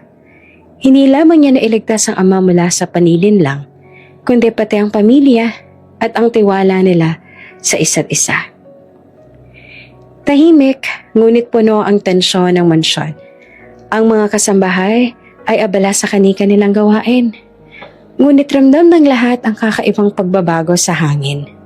Si Luna ay abala sa pag-review ng bagong ebidensya laban kay Cassandra. Ramdam niya na malapit na ang sandaling makamit ang hustisya para sa pamilya. Tay, tingnan mo to, sabi ni Luna. Hawak ang report mula sa private investigator. Si Don Mateo naman na dati nalulunod sa pang-aapi at panininlang ni Cassandra ay napatingin sa dokumento nang may halong gulat at galit. Luna, hindi ko akalain. Mahinang sambit niya. May nilalagay pala siyang gamot sa akin para mapahina at maging dependent ako sa kanya. Naramdaman naman ni Luna ang tindi ng sitwasyon. Ang scheme ni Cassandra ay hindi lamang simpleng panilin lang sa imahe ng pamilya. Ito ay aktual na banta sa kalusugan at kaligtasan ng ama niya. Alam mo ba kung gaano katagal niya itong ginagawa, Tay? Tanong ni Luna na halos nanginginig sa galit. Hindi ko alam. Pero ito na siguro ang dahilan kung bakit palaging may iniinom akong gamot na pakiramdam ko hindi naman effective. Sagot ni Don Mateo, puno ng takot at pagkabigla. Ngunit hindi natapos ang plano ni Cassandra doon. Natuklasan nilang sinusubukan niyang tumakas kasama ang kanyang lover. Ang lalaking dati niyang naka-video call upang makatakas sa mga authorities at ipinagpatuloy ang panilinlang. Ngunit ang plano ay nabigo. Agad silang nahuli ng mga authorities na sumusubaybay sa bawat kilos ni Cassandra. Mula nang lumabas ang mga warrants at ebidensya ng panilinlang. Tay, tingnan mo. Ipinakita ni Luna ang larawan at video ng pagkakahuli kay Cassandra. Sinubukan nilang lumabas sa bansa, pero nahuli sila. Hindi ko alam kung paano ko haharapin ang lahat ng to. Hindi lang siya mapanlinlang. Delikado pa. Sabi ni Don Mateo. Ramdam ang galit at takot sa boses. Si Violet naman na iniwan ni Cassandra sa mansyon ay umiiyak sa kanyang kwarto. Hindi niya maintindihan kung bakit Bigla na lang nawala ang kanyang ina na palagi nakikitang perfect at maalaga. Clueless siya sa totoong balak ni Cassandra, sa panlilin lang at sa banta ng kanyang ama. Umiyak si Violet. Hawak ang mga gamit na dati bahagi ng pagpapakita ni Cassandra ng imahe ng mabuting ina. Mom, bakit niyo ako iniwan? Sambit niya sa hangin. Naguguluhan at nalilito. Si Luna na nakamasid sa doorway ay dahan-dahang pumasok. Violet, kailangan mong malaman ang katotohanan. Mahinahon ngunit may authority sa tinig. Ang mama mo, hindi siya tulad ng inaasahan nating mabuti. Ginagamit ka lang niya para sa kanyang plano. Umiiyak si Violet, ngunit unti-unti niyang naiintindihan ang sitwasyon. Habang si Luna ay nakatayo sa tabi niya, nagbigay ng suporta at katahimikan. Ang pagkakahuli ni Cassandra ay naglatag ng daan para sa legal na proseso. Confiscation ng assets, pagsisiyasat sa mga bank accounts, at pag-secure ng mansyon laban sa anumang panlilinlang. Si Luna, bagaman ramdamang galit at sakit, ay pinipilit manatiling kalmado. Alam niyang ang revenge ay hindi puro galit, at ito ay pagwawasto sa pinsalang ginawa ni Cassandra. At proteksyon sa pamilya Villarosa. Habang dinala si Cassandra sa custody ng authorities, natuklasan din nilang may plano pa siyang lumipat sa ibang bansa upang magtago at protektahan ang kaniyang assets. Ngunit dahil sa mabilis na aksyon ng pamilya Villarosa at ng mga authorities, naputol ang lahat ng kanyang plano. Si Violet, bagamat confused at umiiyak, unti-unting natuto ang katotohanan. Ang imahe ng ina bilang perfect mom ay unti-unting nabubuwag. At ramdam niya na ang kanyang stepdad at si Luna ay handang gabayan siya. Si Luna sa kanyang tapang at katalinuhan ay nagsilbing gabay. Di lamang para sa hustisya at revenge, kundi para sa pagbawi ng tiwala at kaayusan sa mansyon. Tahimik ngunit puno ng bagong pag-asa ang mansyon. Ang dating tensyon, galit at pang-aapi na dala ni Cassandra ay unti-unting napalitan ng katahimikan at kaayusan. Sa loob ng sala, nakaupo si Don Mateo. Matalim ang iniisip ngunit ramdamang pagmamalaki sa anak na matagal niya nang iniwan sa London. Luna anak, sobrang proud ako sa'yo, sabi niya. Bagyang nanginginig ang boses. Ramdam ang emosyon na pinipigilan. Ngumiti naman si Luna na nakamasid sa ama. Tay, hindi ko po nagawa to para sa sarili ko. Para po ito sa atin. Para sa pamilya. Sagot niya ng may tapang at init ng pagmamahal. Si Violet na dati spoiled at clueless sa totoong ugali ng ina ay unti-unti nang natuto sa bagong gabay ni Luna. Violet, halika dito. Tawag ni Luna sa dalaga habang abala sa paglilinis ng study room. Umiyak si Violet. Ngunit sa bawat salita ni Luna, unti-unti siyang nagiging receptive. Alam mo, hindi lahat ng nakikita natin ay totoo. May mga taong nagpapanggap para sirain ng iba. Pero ikaw, may pagkakataon ka pang baguhin ang sarili mo. Maging mabuting tao ka. Paliwanag ni Luna. Sa tulong ng guidance at pasensya ni Luna, unti-unting naging maayos ang asal ni Violet. Nakikita niya na hindi lahat sa mundo ay tungkol sa pagmamataas o pagpapakita ng imahe. May halaga ang katotohanan at kabutihan. Si Don Mateo, bagaman sugatan sa kanyang puso dahil sa panlilin lang ni Cassandra, ay mabilis na kumilos upang ayusin ang mansyon at buhay ng kanyang pamilya. Pinagtawag niya ang lahat ng kasambahay at tauhan. Lahat ng corrupt na abuso ang tiwala natin, aalis sa mansyon. At sa mga loyal, bibigyan ko kayo ng magandang buhay, karapatan, respeto, at seguridad. Pahayag niya ng may determinasyon. Ang loyal staff tulad ni na Ate Mercy, Lorinda, Griselda, Marites at Mang Julio ay nagpasalamat sa desisyon ni Don Mateo. Ramdam nila ang pamilya ay unti-unti na nagiging ligtas, maayos at puno ng tiwala. Si Luna ay naging mahalagang gabay sa bagong sistema ng mansyon. Pinag-aaralan niya ang bawat detalye, mula sa management ng staff, distribution ng household responsibilities, hanggang sa pagpapanatili ng moralidad sa loob ng bahay. Hindi lang siya naging tagapangalaga ng kaayusan. Naging mentor din siya kay Violet at protektor ng ama niya laban sa anumang banta sa hinaharap.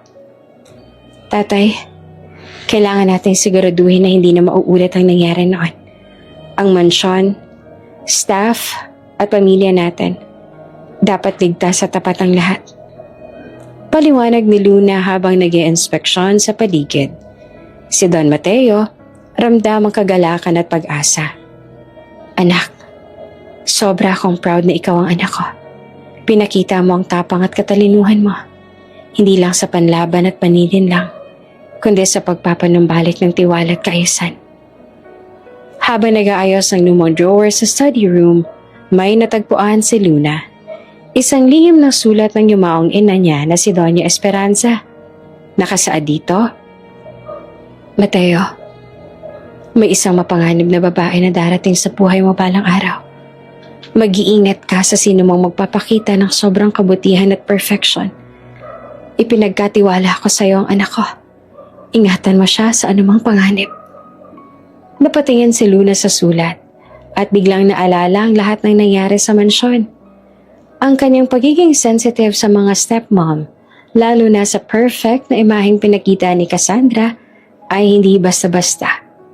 Ngumiti si Luna, bagyang may halo ng lungkot at determinasyon. Ngayon ko naiintindihan.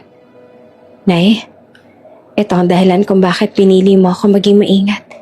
At ngayon, ginagamit ko ito para mailigtas ang tatay. Bulong niya sa sarili. Sa huling linggo ng kanilang bagong simula, ramdam ang pagbabago sa mansyon. Ang staff ay masaya at ligtas sa tamang pamamalakad.